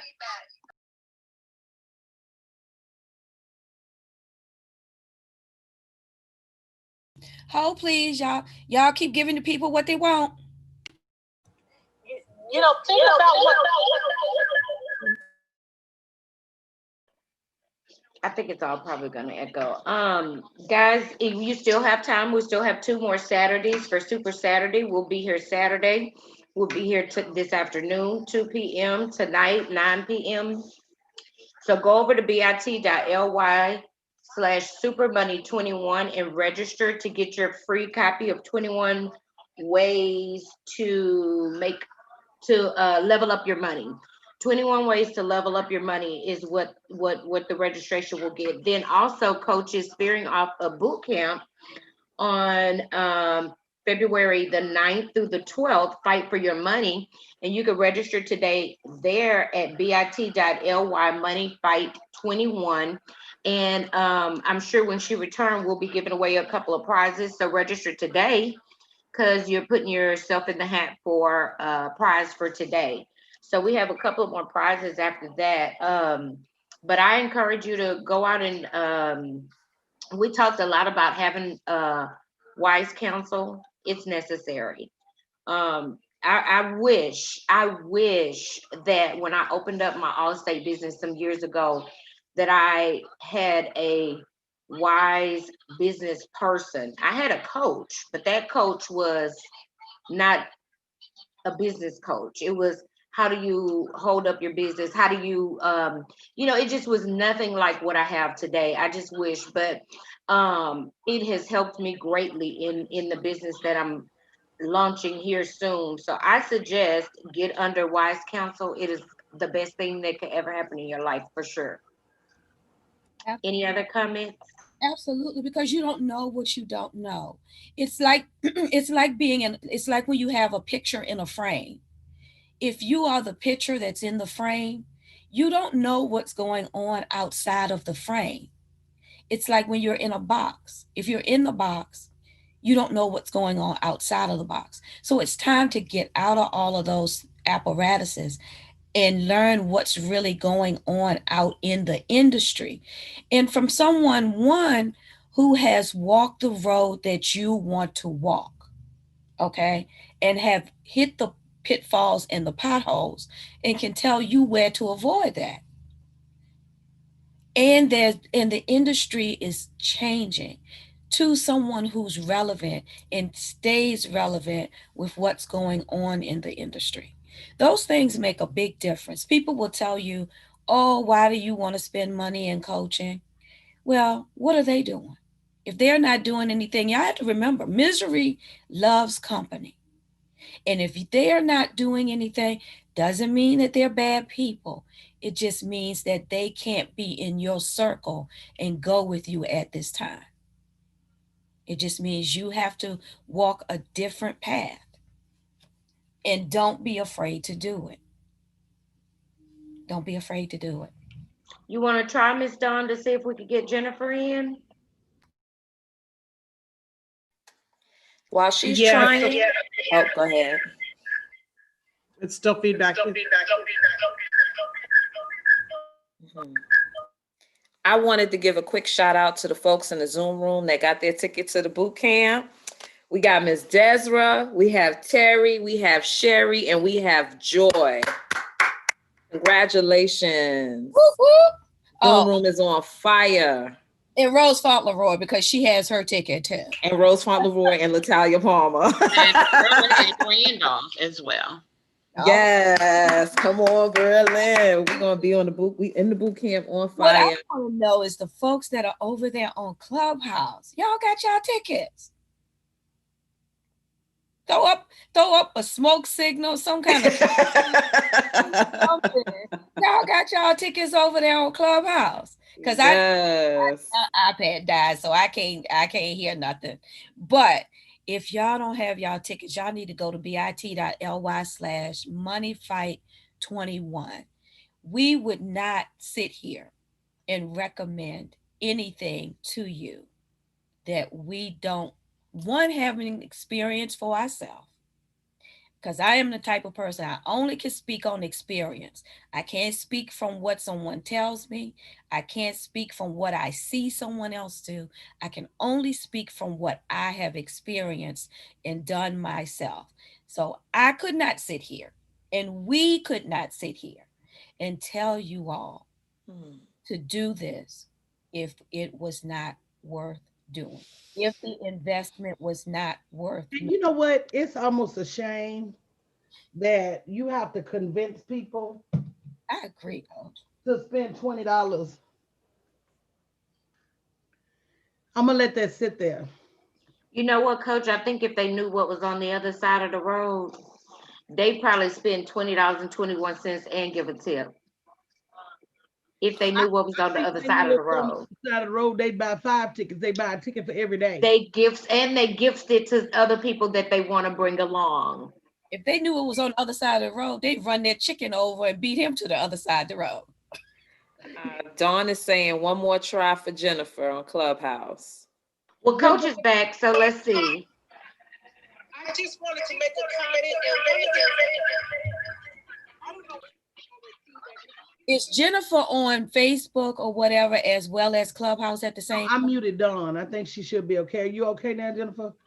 I think so. I think I'm good now. I was just gonna say for people that somebody, and one of the things I'd like to do, Coach, if we could get somebody to set this button up, and maybe we have it ready for, or maybe you always come up off the cuff with something great. I'd like to sponsor somebody, but I know how you are about sponsoring. So if we could get that system set up, I want to sponsor somebody because somebody may truly not have the money and need to be blessed with a ticket. So if you can let me know the best way to proceed. Let's talk about that because Jennifer's absolutely right.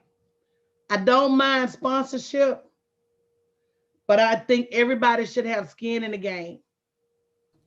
I will allow half sponsorships because to me, if you can't come up with $20, you don't need to be there. You got bigger fish to fry.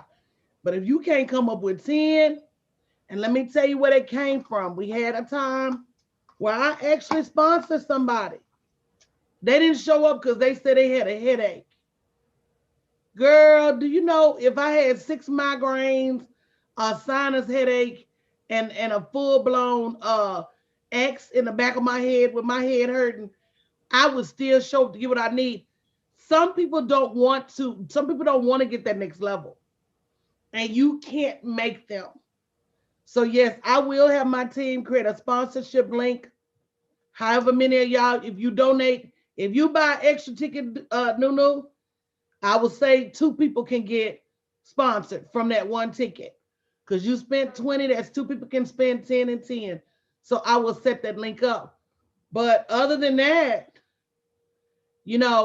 people have got to say to themselves, what must I do? Terry said I was praying and meditating on this morning. God answers prayer. She said, I'm in pain right now, and I'm here doing it that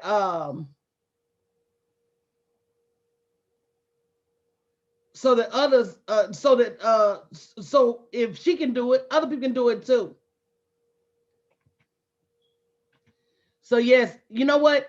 Let's talk about number 3 before we get out of here. 21 ways to increase your revenue in 2021. Number 3 is sell everything you know.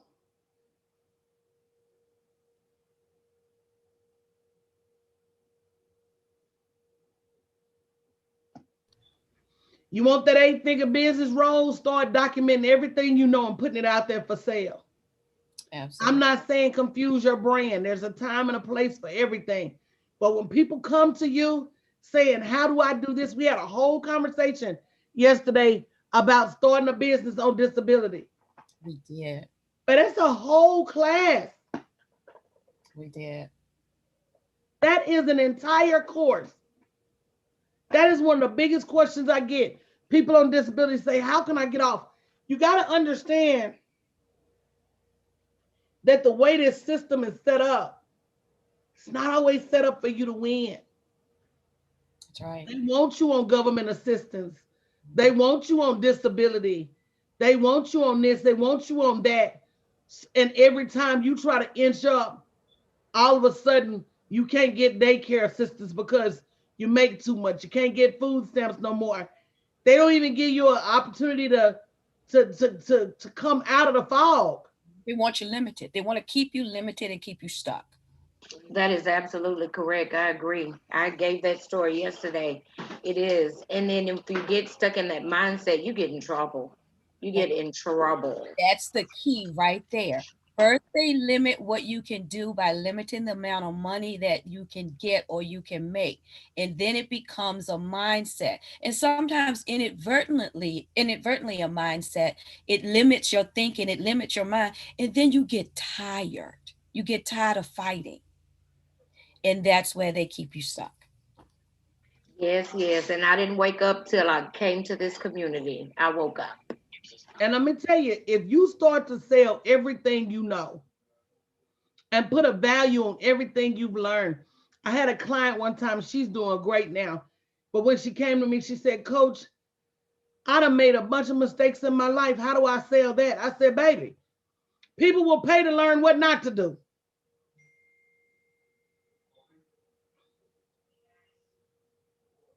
People will pay to learn what not to do. Because when you teach me what not to do, baby, I don't want to make them same mistakes. Why do I need to get burnt by the oven and you done already learned it's hot? Everything you have has a monetary value. And until you start operating in that and understanding, guys, when people tell me my $15,000 mentorship is a lot of money and it's about to go up to 25, if you want to launch on my platform, it's going to be $25,000. What I look like charging anything less when you could make $50 to $150,000 launching on my platform? Now that you know how to do it, how many times can you go launch and make that same money? Infinity, right? So what I look like charging anything else to that, know the value of what you're offering as it relates to the results that somebody is going to get. Any questions or comments? I see you ladies in the chat. Anyone anybody want to ask about profit for their business or how to increase their own revenue within their business, something that's been stumping you?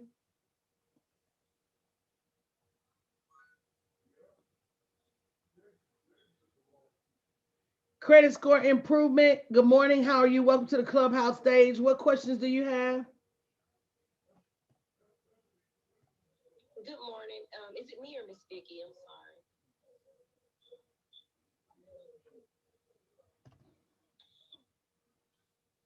Hey, how you ladies? Go ahead, ma'am.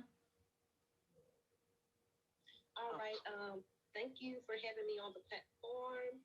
I am a public speaker, which I curate what I speak about as far as motivation and how to come off of your couch and at least get, come from making negative dollars in your account to at least making $100 because I've been sleeping from couch to couch and then I managed to build myself up mentally in order to get a place of my own and get off of someone else's couch and so forth and so on. So I wrote a book about my experiences in October, and it's like a self-guided pamphlet as well, to where I have questions for others to ask themselves so that they can make it plain on how they're going to find their self-identity and purpose for their best life. My issue is, I guess I published this book during COVID, so it's hard for me to make sales. No, that's not why it's hard for you to make sales. But I'm gonna let you keep talking. Go ahead. Yes, ma'am. And as far as speaking engagements, it's hard to kind of book those. Yeah, it's not, but keep going. Go ahead.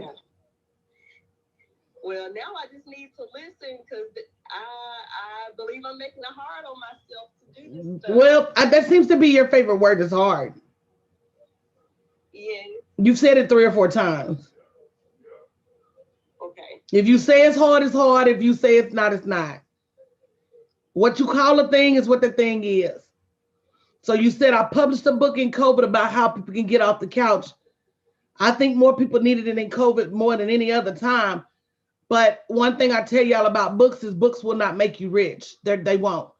So you need much more than books in your repertoire.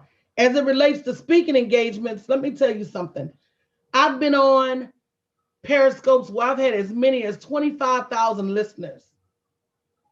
With the exception of a Beyonce or a TD Jakes or a Joel Osteen selling out a whole arena or a stadium, I don't know any bigger speaker platform than live stream. And I can create a speaking engagement. Matter of fact, I'm at a speaking engagement right now.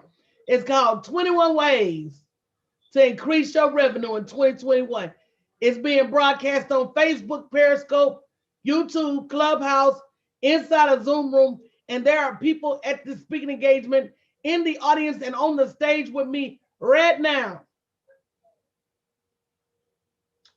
I I hear you loud and What's clear. a speaking engagement? But then we don't want to invest money in the craft.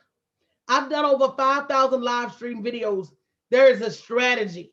I've spoken on over 1,000 stages. There's a strategy. I sell $1 million or more worth of product a year. There's a strategy. So there's more to it than just, I'm going to go do it. We have to submit ourselves to the process and say, whose feet am I going to sit at so I can learn how to take this action and monetize it? You know what I thought about when you said that, Coach? Creativity is just a very small portion of it. That strategy is huge. You can create a lot of things. They can sit right on the shelf. I'm going to tell you one better than that, MJ. I'm going to tell you what trumps creativity and strategy is action. Hmm. That action is a bad mama jamma. Oh yes. Oh yes. Because when you start to take action, eventually, see, I got here and it took me the long way around because I didn't have any help. But eventually I figured it out. So everybody's got a choice. You don't have to hire me. It may take you 7 years. Or you hire me and like Nunu said, she was gone from her job in 8 months. Everything is a choice as to how long you want it to take you. But taking action trumps strategy and it trumps creativity because that consistency, that consistent action, it will grow your empire. If all I do is lay a brick or two every day, watch how that empire grows. So let me caution you, working people. You work your job Monday through Friday, and you think you can come over here and work on your business Saturday and Sunday. That compound effect is missing. Even if you just work your business 2 hours a day, 7 days a week, that 14 hours is going to trump you working 8 hours on Saturday and 8 hours on Sunday. You say, but coach, 8 hours and eight on Saturday and Sunday, that's 16, and 2 hours a week, that's only 14. It's that compound effect. It's that consistent action. And then not only that, what are the things that you're doing with your time? What are the things that you're doing in those 2 hours? Are they the things that are going to get you closest to generating revenue? So, Deja, I hope you're going to get your ticket to the Fight for Your Money boot camp because we're going to be talking about what else you need on your shelf to be able to really generate the level of revenue that you're looking for. And once you create these products and put them on your shelf, you got to have a marketing plan and a sales plan in order for people to say yes to them. Did that help? Yes, ma'am. I'm actually gonna go on your Instagram and your site and try to sign up now. Don't try. I'm gonna do it. Okay. Because I believe in the power of speaking. You understand what I'm saying? So we got to speak those things. Yes, ma'am. Thank you. Miss Credit Score Improvement, good morning. Good morning. How you ladies doing? We're doing excellent. I'm honored to be on stage with you today. I've been following you for a few years now. Where y'all be at? Why y'all be talking to me? I don't know. I do be talking to you though when we was on Periscope, but I see you on Clubhouse now. Okay. With you, and I'm interested in getting information on the 21 ways to gain revenue for 2021. And I basically need a structure and a mentor to grow and position my business to creating revenue. So I'm gonna be signed up too. So you were doing credit score improvement, and you know good and well, our people, they need it bad, but they don't think they do. You know, they think it's cute for your credit score to be horrible. Now, do you do business and personal credit or just personal credit? Well, I've taken a class on business, but I'm still working on fixing my personal so I can start doing my business credit too. So I'm not really, So you pre-revenue right now. yeah, I haven't lived it out yet too. So what made you do this? Well, I'm disabled too. And I felt like I was bonded and held down with bricks. And I decided to start learning about credit because I wanted to position myself and my family to create generational wealth. I didn't want to be stuck in the area I was stuck in, even though my mobility was limited. I took that time while I was laying down resting to read. Good for you. And educate myself to help me and my family. And I've gained so much knowledge and information, I decided to make it a business and looking to help and pour into the masses and bring awareness to how important financial literacy is. So what's keeping you from getting out there? One of the things that, who was that said earlier that I taught them that you were supposed to make money in a launch? Was that Monique? Yes, coach, that was me. Monique be Johnny on the spot, boy, I tell you. So the reason why it's critical that you have a launch that makes you money, because if you are in a situation where, say, disability or unemployment, you want to get your money, enough money that's going to free you and cut them off. Because you don't want to be operating no business with a ceiling. So that launch is critical for you make your 5, 10, 15,000, 20,000, whatever it's going to take to cut them off. Let them keep their pennies. You're not losing nothing. I remember a conversation with, and this has always been my lot in life, as long as I can remember. Even when I was a corporate employee, so many people would come to me for life coaching and just questions. And I remember talking to this lady. She was a single mother with 3 kids, and I'm a single mother with 3 kids. And so I said, girl, all this money they offering in overtime, because back then I was the overtime queen, baby. You hear me? You show me how to make $50,000 at a $25,000 a year job, and I was going to go get it. I have never made less than $50,000 since I've been like 25. I've never made less than $50,000 a year. That's a lot of money. Now, my base may have been 20, 24. But when I get through people's elbowing you on them holidays, and when I get through putting you in the half Nelson and chicken wing on them weekends, and I would always figure out, oh, and then my job offered shift differential. Oh, so yes, I can work overnight and get an extra 15%. Then I'm gonna come in an hour early and leave an hour late. So that's 2 hours a day, time 5. That's 10 more hours of overtime. Then I'm gonna work one of my days off, either for 10 hours or both of them for 5 and 5. So I had a built-in 20 hours a week of overtime. And I said, Mama, why you don't get this overtime? She said, because if I start working overtime, they're gonna turn my daycare assistants off. I said, go get a pen, go get a paper, and let me show you something. And I literally wrote down how much money I made a year versus how much she made. She made 24, I made 50. In order for her to pay that daycare, would have cost her 5. Okay. So now uh you at 50. You gotta spend 5 for the daycare. You still at double. You're making 24, but you're gonna make an extra, you're gonna make all the way up to 45. How would an extra 20, and this was, God, Tyler is 25. This was 20 years ago. How would an extra $20,000 a year change your life? She said, oh, I could buy a better car. I said, okay. They got you twisted, sis. They got you trying to make less so you can get help with your daycare.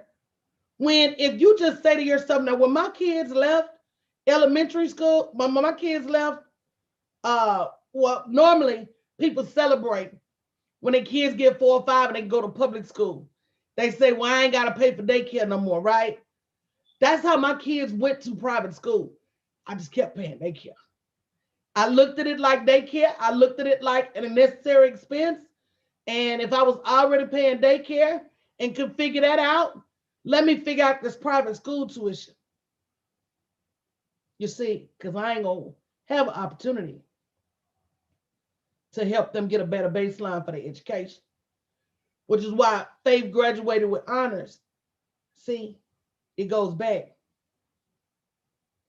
Because even in the middle of school, she know how to set herself down and be disciplined to do her work. And was working and going to school. Even though I pay all their bills, even though they had cars, they know they want extra. Guess what you got to do? Really, you ain't got to do nothing but call home.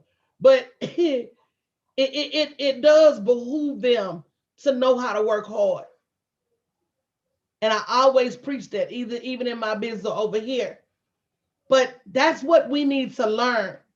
Stop operating within the confines of a government mandate. Once you learn that you can, in spite your lack of mobility, in spite, everybody got a cross to bear. I don't think anybody's cross is either bigger or heavier, any more difficult. But every time he gives you a cross, he gives you something to counter that cross. I remember they showed this black boy on TV who was on the autism spectrum. And they flew him over New York. And I'm not even talking about slowly. They flew him over in a helicopter. And when that helicopter touched down, he drew everything that he saw from that window. You may have a cross to bear, but he gives you something else. And it's important we leverage that. Does that make sense, sis? Yes, yes, it does. So if you've done the work to lay the baseline, say to yourself, I'm going to go get X. This is how many clients that it's going to take for me to free myself. I'm going to go get that many clients and get free. And go get them. They're there. Thank you so much. I will be signing up. What was the website again? It's in my Instagram link, but it's bit.ly/moneyfight21. But it's in my Instagram bio also. Okay. I'll be signing up now. Thank you. Miss Vicky, did you have something to add, love bug?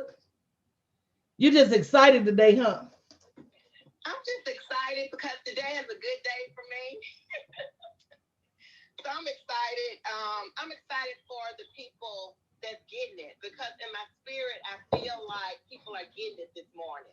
And so I'm just excited for those that have been blessed to be touched by you today because you are truly anointed to set people free when it comes to being bound by just their limited thinking and just, their belief of not understanding that it's more out there for them. And so I'm just excited for them.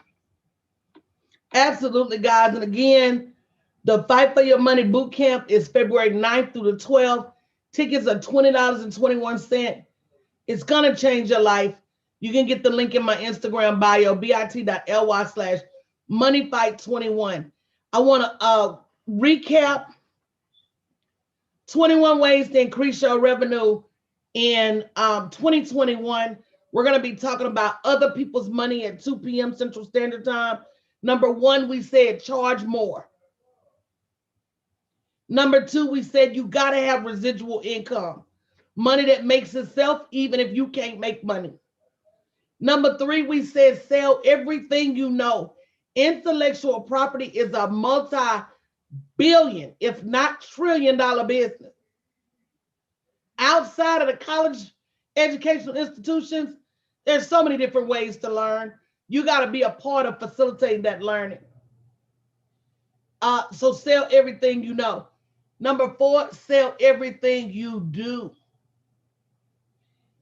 Let me tell you something about women. We're so action oriented. We do so much for so many people that if I were to put a meter on your back as if you was a taxi and just let you run. The average woman would be a millionaire in 3 to 5 years. That's how much you do.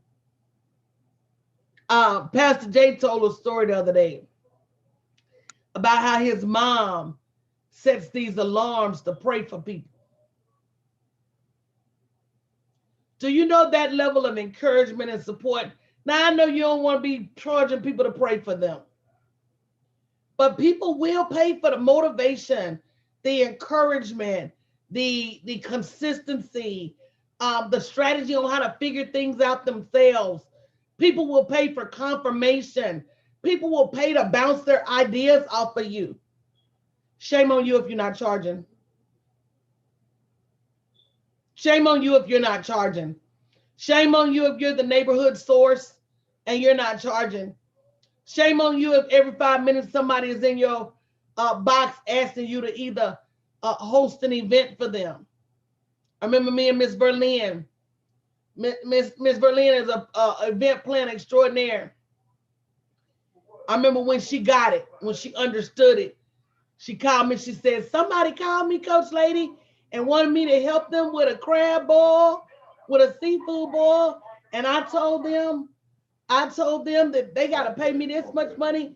And guess they did. They paid me, Coach Lady. They paid me. I said, girl, here's what you got to know about people. People are not coming to you just because you're free. People are coming to you because you're good at what you do. Even beggars are choosy. They say beggars can't be choosy. Let somebody ask you for a favor and you have do it and see don't they complain, even though it was free. So sell everything you do. Monetize your actions. Realize that every time you do and teach and tell and you don't get paid, that's you. That's you missing out on your legacy. You missing the opportunity to build your generational wealth. You're going to turn around later that week and have a bill to pay and say, Lord, why don't I have the money? You're going to turn around later that week and want to take a trip and say, Lord, why don't I have the money? You're going to turn around later that week and want to hire a coach and say, Lord, why don't I have the money? And he's going to look at you and say, I sent it to you because I told you a worker was worthy. I sent it to you because I told you that your gifts will make room for you. I sent you the money. You failed to cash the check. He's going to say, I sent it to you. Why didn't you take advantage of what I sent you? They had the money in their pocket. They was ready to pay you. You didn't ask. Is this resonating with anybody? Yes, Coach. Rose say I got it. I'm sitting here like, wow, I'm getting it. I'm getting it too. This is good. This is fire. And that's the thing, when you get it. When you get it. And you may not get it at first, but when you get it. And that's why you got to continue to surround yourself with we've heard broke for years. We grew up hearing broke. Close that door. I ain't made out of money. Money don't grow on trees. What you think I am, the bank? We grew up hearing broke. Don't you owe it to yourself to hear rich just as many times and just as often as you heard broke? I took my clients to a mansion in Florida. This house was a block long and a block wide. This house had 3 or 4 kitchens. This house had a Olympic sized pool, about 7 bathrooms, a full bathroom and kitchen out by the pool, a shower out by the pool, indoor and outdoor shower. The house was so big, you had to go in the house in the buddy system or get lost. And one of the first things I ask them is, number one, Understand that if one person owns this house, you could too. And understand somebody paying the light bill. Somebody paying the light bill in this house. Come on now. Zoe, welcome to the clubhouse stage. Do you have a question or comment? Good morning. Good morning. I lost you the last time, but I got you again. I'm hanging on this time. This is the second time I've been in your room. Remember, I was the one in the room when Darius came in, the chef. Remember that Oh, time? yes, ma'am. I remember. And when I got off, I not that time. When I got off, I got busy. But like during the week, I went on to your profile to click on something. I think it was to have a call or whatever. I did something to try to follow through, and then I've been trying to find you. I said I don't know what happened. I don't know if I signed up for something. Did it go through? But I'm just glad to be here this morning. When I saw your name, I said, "There she go." I said, "I'm going in that room, and I'm gonna sit in there." And when you say whatever it is to connect, I'm going to make sure before we get off this time that I make that connection. I join that class so that I know I'm connected because, you know, there's a lot going on here on Clubhouse. But there are certain people, just like God has told me, there are people that are assigned to my voice, but there are certain people, when I hear your voice, I know that's the one. You know what I'm saying? And so that's what I believe about you. And I guess you can even tell by my bio, I'm a minister, I'm a pastor, I'm a life coach and all of that stuff. And I love people. And I am that one you were preaching about. I gave everything away, you know? But you can't, sis. Because who's gonna preserve you? God gave you all those gifts and talents. But if you don't learn how to monetize what he gave you, and there is a fine line between money and the gospel. But if TD Jakes don't have no problem with it, if Joel Osteen don't have no problem with it, if Joyce Meyer don't have no problem with it, then you need to figure out how you cannot have a problem with it. And I'm at that point. I want to share. I am at that point, especially my life coach. See, I'm also a psych student, but I'm close to getting my bachelor's, you know, and only to realize, man, you got to have your master's to really counsel. So that's why I went the route of coaching. Let me tell y'all something. There's one thing I can tell y'all, and I got many masters and doctorate holders on this panel this morning. A degree is only worth your knowledge and money. If you don't have an MBA, meaning a massive bank account, that's what I consider an MBA. If you don't have a knowledge of how to convert that field of studies into revenue, then you just have a degree. And unfortunately, it is some of the most degreed people that don't have the level of revenue that matches their educational accolades because they don't have the basic knowledge of how to create revenue, how to take everything, like we said today, how to charge more, how to create residual income, how to sell everything you know, and how to monetize everything you do. That is a 7-figure formula. And if you're doing as much as you say you're doing, sis, if you're not making 6 or 7 figures, it's something wrong with your strategy. Sis, you are absolutely right. I'm telling you, I'm not. And like I said, I have Clubhouse. I thank God for this platform and this. Oh, because when I tell you, even in my coaching, I mean, I coach. I'm even in my coaching, young ladies are drawn to me, and in my coaching, I sincerely, genuinely give them all I've got, and I just let them get. I don't even ask for anything. I'm telling you, I have to give it, but I've changed my mind. I've already shifted my mind. And let me tell you something else too, Zoe. You can't help people that don't have skin in the game. Can somebody say amen? When you give me everything you got and you don't charge me anything for it, because it does, the Bible is crystal clear about casting your pearls to swine. Hello. Crystal clear. So at the end of the day, when you give somebody everything and don't ask them for anything in return, what kind of message are you sending? Your time is worth something. I know I know you're telling the truth, and that's what I'm sharing with you is where I had been stuck. I'm not stuck there anymore. I've turned the block, sis. I do understand that people value what they pay for, and I do understand that, and I am ready to separate the ministerial stuff from It ain't even separate. It ain't even what you think. So I still don't have it together. It's not separate. Because what I do to me is just as much ministry as what you do. Saving the people in the kingdom from poverty, saving the people from the kingdom from working for other people. My mission to me is just as important as you leading people to the gospel. But he said your gifts will make room for you. He wasn't playing. So it's understanding that and the levels of that. And make sure you sign up for that Fight for Your Money boot camp because there's so much you guys don't know that you almost need to get jumped in.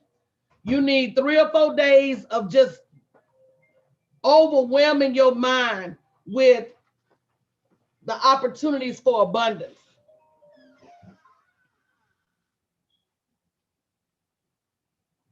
And I go to your bio and jump on Instagram, and I'm gonna see Fight for Your Money because I'm ready to do it. Yep, go to my Instagram bio and you'll see Money Fight 21. Just click on that link; it'll take you right there. Coach, can I say something right quick? Absolutely, and shout out to Sharon. I see you in the room, boss. And not just and not just you all do it. Share this with somebody else that may not be on these platforms right now. Call them, take time and call them and say, hey, I don't have time to explain a whole lot to you right now, but I need you to go on and register for this. Or you go on and register. It's no fun to grow along. I'm sure everybody know 5, 10, maybe 15 people that need to register for this. And so don't you just do it, but you make sure that you bring somebody else along. And it's not even about, I've already texted people like, hey, I know they love what they do. They don't want a new business. They don't want, but they always talking about how broke they are. They always talking about how they're living from paycheck to paycheck. I've just, text them and say, hey, I need you to go on and register right here because, hey, you love your job. I'm not telling you to leave your job, but you say you want some more money, then you need to register. And so, don't just keep it to yourself. Tell somebody else about it. Let somebody else be set free with you because it's just time, y'all. It's just time. And so share this information with somebody. When people say they love their job, I equate that to Stockholm syndrome. Do y'all know what Stockholm syndrome is? It's when you fall in love with your kidnapper. Look it up. It's a psychiatric condition where you fall in love with that person that's persecuted you, kidnapped you, trafficked you, prostituted you. It's how your mind keeps from breaking. You act as if you're there by choice.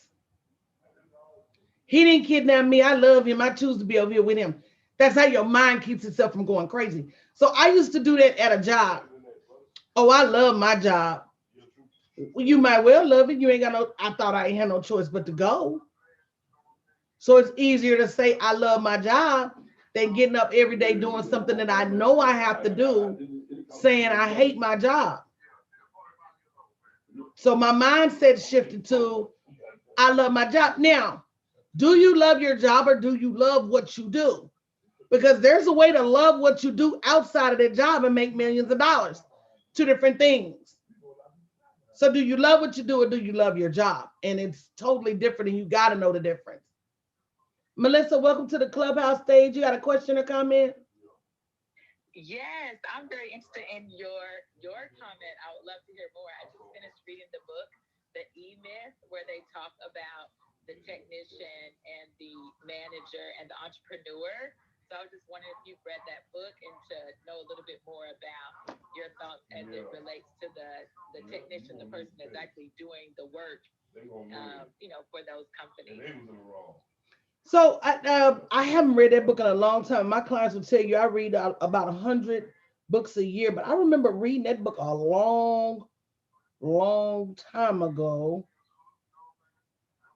Um, but I tell you what we were talking about earlier. We were talking about the fact that if you have a job, if you have a business, and you're the only person working that business, that you're still an employee. You're not a business owner. You're not a business owner or CEO until your business can make money without you standing in that business and doing a thing. Does that make sense what I'm saying?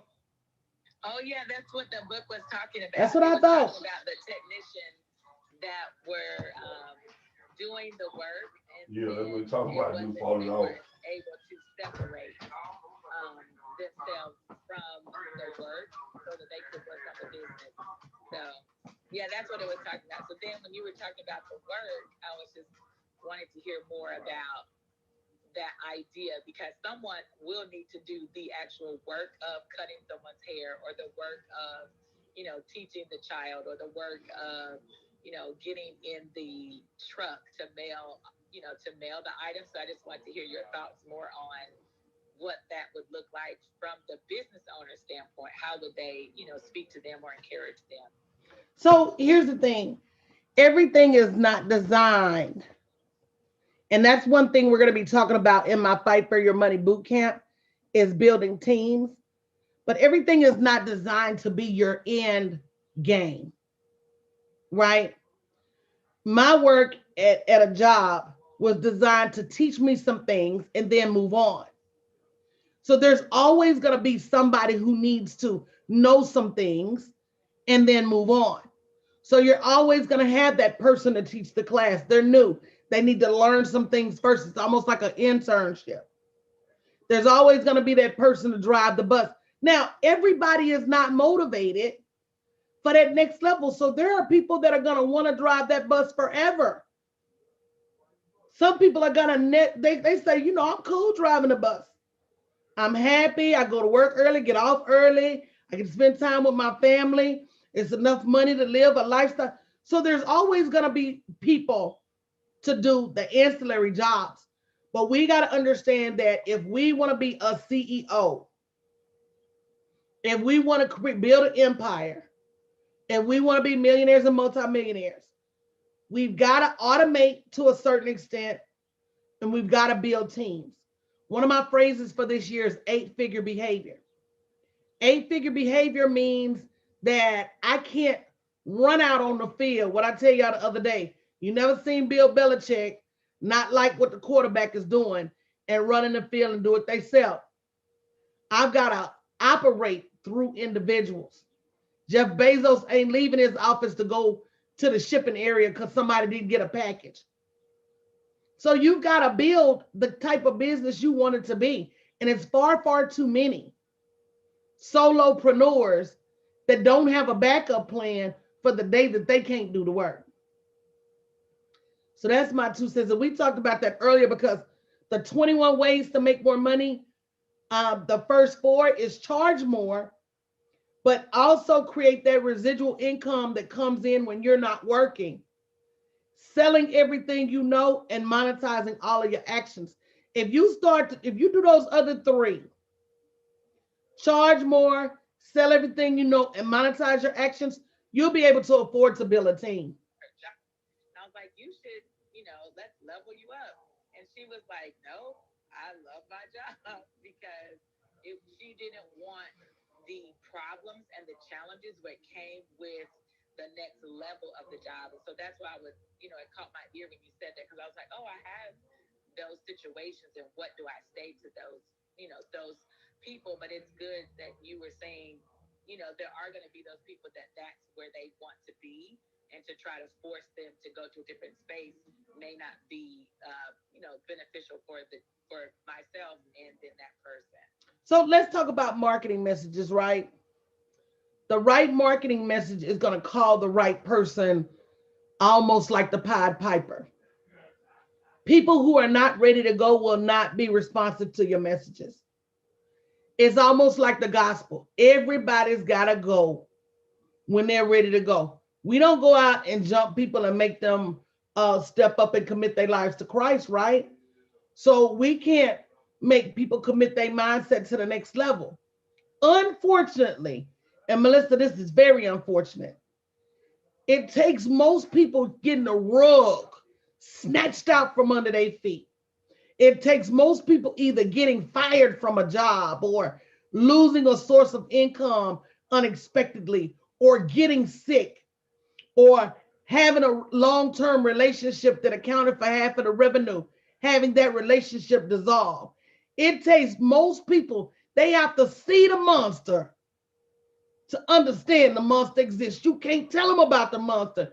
You can describe how tall he is and how scary he is and how, oh my God, it's just going to be terrible when he shows up. It takes most people have to see that monster for themselves.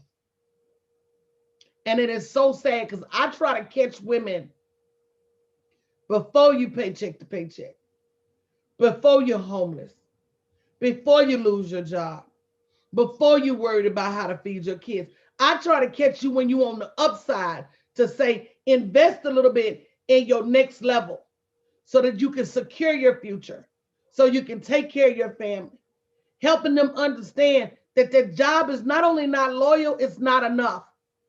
And if you put all of your loyalty in a job and then they come back, because let me tell you what you're doing when you put your loyalty in a job. Watch this. Y'all remember when was that Wells Fargo CEO was sending the nasty pictures back and forth and they stock tank and they laid off all them people? You're putting your future in the hands of a horny man with the internet at his disposal. I wouldn't, because most publicly traded companies, if they CEO hit a snag or a scandal, the first thing their stock does is plummet, and the second thing they do is lay off people. I would not roll the dice like that. So when people say things like, Melissa, I don't want the headache of having your own company. I don't want the headache of being let go unexpectedly. I don't want the hassle of running my own company. I don't want the hassle of trying to find another job at 50 years old, being overpaid and overqualified, having to go back to an entry level job. It really just is how you look at it. But unfortunately, sis, people got to meet that monster face to face before they understand. And it's so unfortunate. And then they come back to me and get what they say. Oh, coach, saddest story ever. I talked to this lady. She made good money. She wanted to switch, but she was on and off the fence about it. And I'm not here to convince you. Once you get on the phone with me, you either want to hire me or you don't. I'm not. It's not begging season for me. I got enough clients, and not that I'm saying I have too many, but I have too many to be begging anybody to come on board.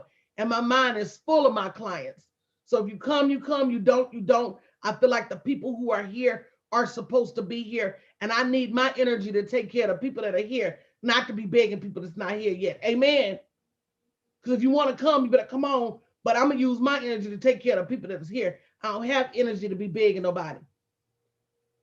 And she went back and forth for years. Once a year, she'd come back to me. Yeah, coach, I'm thinking about it. And she'd go away. She'd come back. Finally, she reached it. She went away for about a year. She came back. She said, coach, I've had nothing but trouble after trouble. First, I lost my job. Then I fell and I broke my hip. And now I'm in a shelter because I couldn't afford to keep my bills paid. I didn't have a job. I didn't have any money saved up. And I sent her a few dollars for some groceries, tried to help her however I could. But y'all got to remember, God prepares you for the storm long before it starts raining. He's sending you galoshes, raincoats, umbrellas, shelter. And when you don't take advantage of those things and you just happen to get caught up in torrential rains, it's not because God doesn't love you. It's because when he tried to send you the umbrella, the galoshes, the raincoat, some of y'all ain't even got a plastic grocery store bag for your heads. He tried to send you all that and you wouldn't use it. We ask for things and then when they show up, we don't redeem them. Or we go back and forth so long, wrestling with ourselves and wrestling with our flesh and wrestling with our own spirit, that we can't even hear his voice anymore. If you're here for a reason. I tell people that. When I meet people, I'm very deliberate, Melissa, to say, why am I here? Why are we in this space? Either I'm here to serve you or you're here to serve me. He's so intentional. He's not a time waster. He's not an energy waster. He has put us together in this space for a reason. I want to know what that reason is. What is that reason? I've found people for my team like that. Matter of fact, my CFO right now listened to me on the phone for years before she stepped up. And I said, girl, where you been? I've been needing you. Chanel, singing in the background. So yes, by all intents and purposes, the job is not the end all be all. And being a business owner is not any more intense. We talked about that yesterday than it is being an executive in one of these corporations. It's just not. It's just not. So thank you, Melissa, for your question. I hope that helps you out. Oh yes, that was amazing. I could listen to you all down. I sat down, got a snack. I'm like ready. It's 2 o'clock in the morning in Shanghai, but I'm excited. So thank you for sharing that. Come through Shanghai in the building. Ni hao, ni hao ma. No speaker the Shanghai. What's up, boss? Hey everyone, happy Saturday. Girl, we getting it in over here. I see. I'm like, they on fire. You know, I want to add number 5 because my number 5 is my hope for everybody. I want everybody to set a big goal this year. And what my clients would tell you in the profit planning with them, Sharon, everybody got a profit goal anywhere from 350,000 to well over $500,000 for the next 12 to 16 months, only because I know they can. And I know that it just doesn't take as much work as they think. And if I can show them the methodology that it doesn't take as much work or as many followers, and they truly believe it, they can go and get it. And so my number 5 for 21 ways to increase your revenue in 2021 is make big goals and then go get them.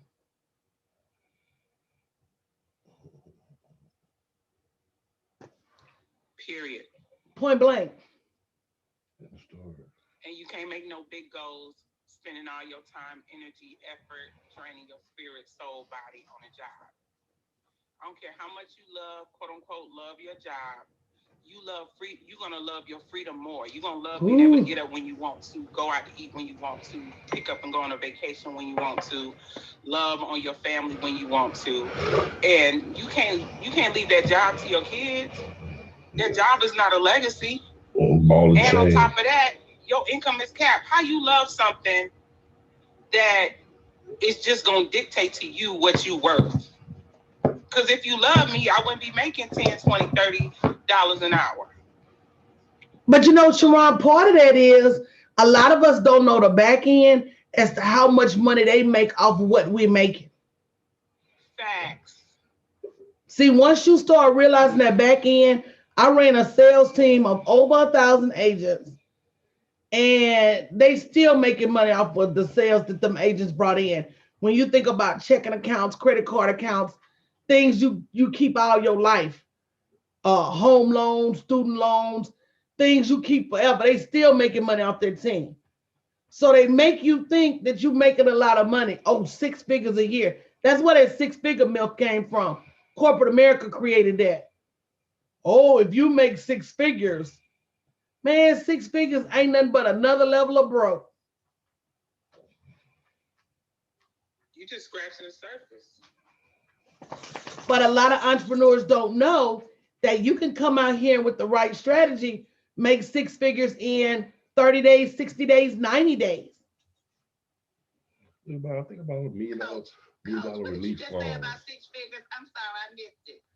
That they act like six figures is the epiphany. It's like it's the pinnacle. You know, that was what we was always taught in corporate America. I remember when I got to $100,000 a year in earnings. Oh my goodness, you couldn't tell me nothing. But then I felt like something was wrong with me, Vicky, because my lifestyle still didn't preclude. It didn't look like I thought it was gonna look. It didn't look like cars and bigger houses, and it didn't look like a bigger wardrobe, or it didn't look like my mama being free from her job. It didn't look like me having money to send my kids to college. It didn't look like my life looks now. And I was mad because you didn't have me on the hook all this time. And me thinking that when I get there, now don't get me wrong, don't forget, African American women are historically underpaid. The average African American woman will be underpaid at least $1 million in her lifetime in corporate America. So Bob, by the way, has $1 million more in his lifetime than you, which is his kids' college, which is his boat, which is his bigger house and his cars. How is the gap so big? That's why they tell you in corporate America, shh, don't talk about how much it's taboo.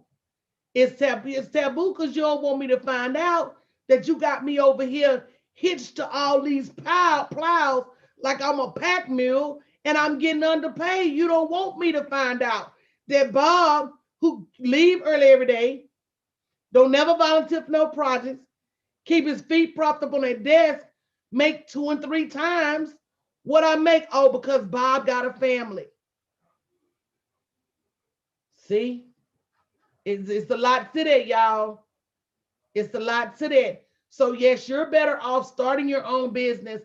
Use your job as your angel investor. As a matter of fact, today at 2 o'clock, we're going to be talking about how you can get other types of money for your business, grants, sponsorships, business incubators, angel investors, crowdfunding. It's a ton of ways to get the money you need to build your business, but make no mistake, it takes money to make money. Don't ever make no mistake. It takes money to make money. And I don't need you to be looking at it as if it's a possible loss. Everything you spend in your business is tax deductible. Spend it. People, well, I don't know. What if I hire such and such and it don't work out?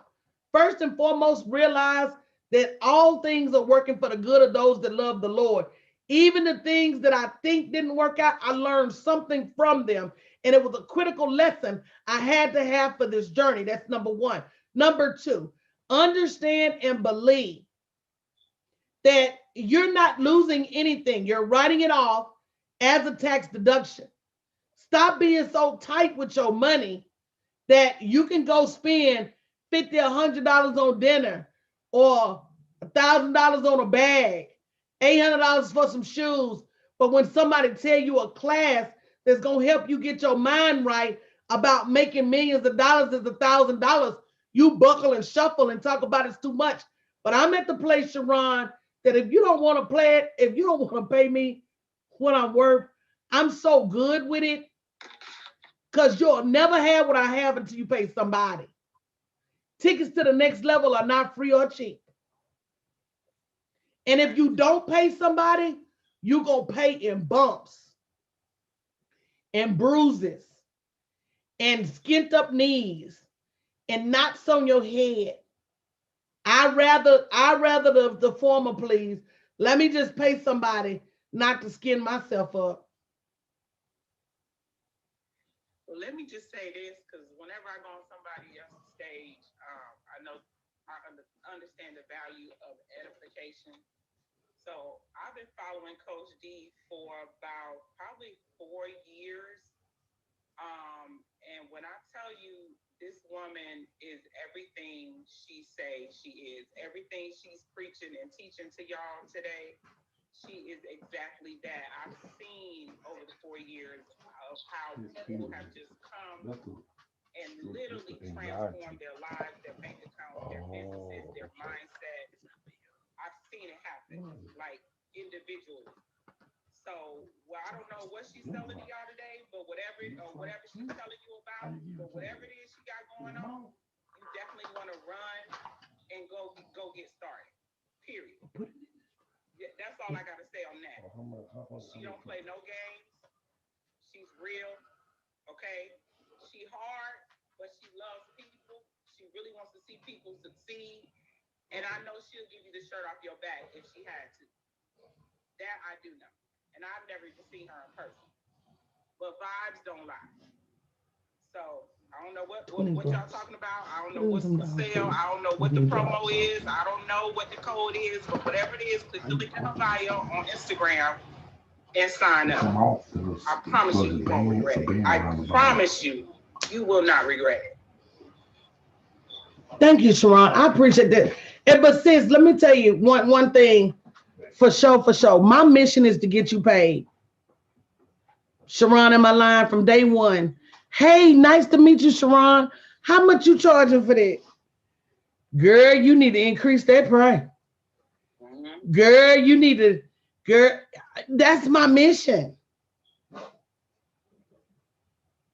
That's my mission. Sometimes I want it more for you than you want it for yourself because you don't understand yet how you can get paid. You don't understand yet that it's for you just as much as it's for everybody else. You don't understand yet what's keeping you from not getting paid. So I'm hosting a Fight for Your Money boot camp 2/9 through 2/12. You need to come learn how to fight for your money. And you ain't fighting nobody but yourself. If y'all not already following Sharon, make sure y'all follow her. She does boss talks here on Clubhouse. I'm about to start me a pink and paid Clubhouse room so we can talk about how women can get this bread. But it's time, y'all. It's time to shift this money around to the people that really need it to take care of their families. Did you know that women do 75% of the world's work and only have 10% of the world's wealth and 1% of the world's land? That's a problem. They got us so busy fighting each other that we can't go fight for this bread. It's time out for that. If you got hate in your heart for another woman, you need to give her grace, move around, mute her on social media so you don't see her. Whatever you need to do to make it right with yourself. But you got some stuff you need to be working on for yourself. And I promise you, you can't do it while you worried about what somebody else is doing. It's time, y'all. It's time. Coach, did we get a list for our prizes? No, I got to get the list. I'm going to announce them at 2:00. I got to get the list from my sales team. So guys, we're going to open up the 2:00 hour, giving away prizes from those who have already, because I believe in swift action. If I met somebody and they say I'm having a 4-day boot camp to teach me how to get my bread, and I know I'm not 100% where I need to be as it relates to my education on money, I'm going to spend $20 instantly. I spend way more than that. I spend $20 on a book that I've never heard of the author. I've spent $20 on a webinar. So I believe in rewarding swift action. So if you've not already signed up for the Fight for Your Money boot camp, we're going to open up the 2:00 session with giving away prizes for the people that have signed up. Even my current clients are eligible to win. So make sure you go to bit.ly/moneyfight21. The link is in my Instagram bio. Get your ticket now for $20.21. The boot camp's going to blow your mind. Point blank, period. So is there anybody else on Clubhouse that has a question about increasing your profits for 2021? Anything else you have left to say before we close out this session? Make sure you raise your hand. We don't want to miss anybody.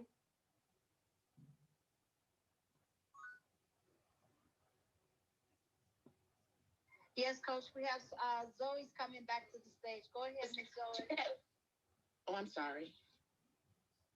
No, you're okay. What you need, love?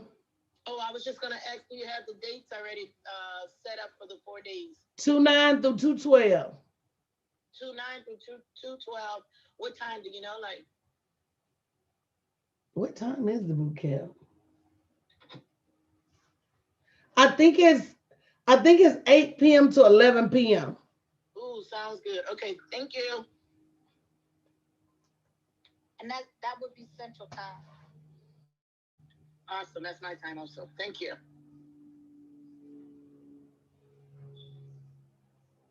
Questions, comments?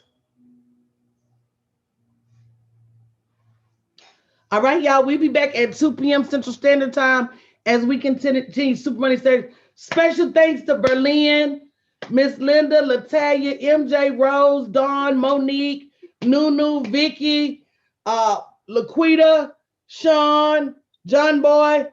Uh, I'm like Holly Berry. I got so many people to thank. Don't start my music yet. Joy, Desra, Rashonda, Sherry, for hanging out with us. If you haven't already invited somebody back to join us at 2 p.m., make sure you do bit.ly/supermoney21, and you'll get a list of the 21 things you need to do to increase your revenue in 2021. Love you guys. See you later.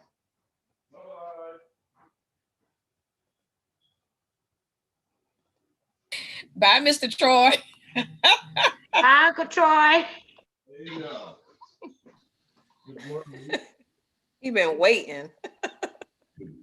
He have been waiting. They still and they still in there, baby. They about to go, baby. Okay.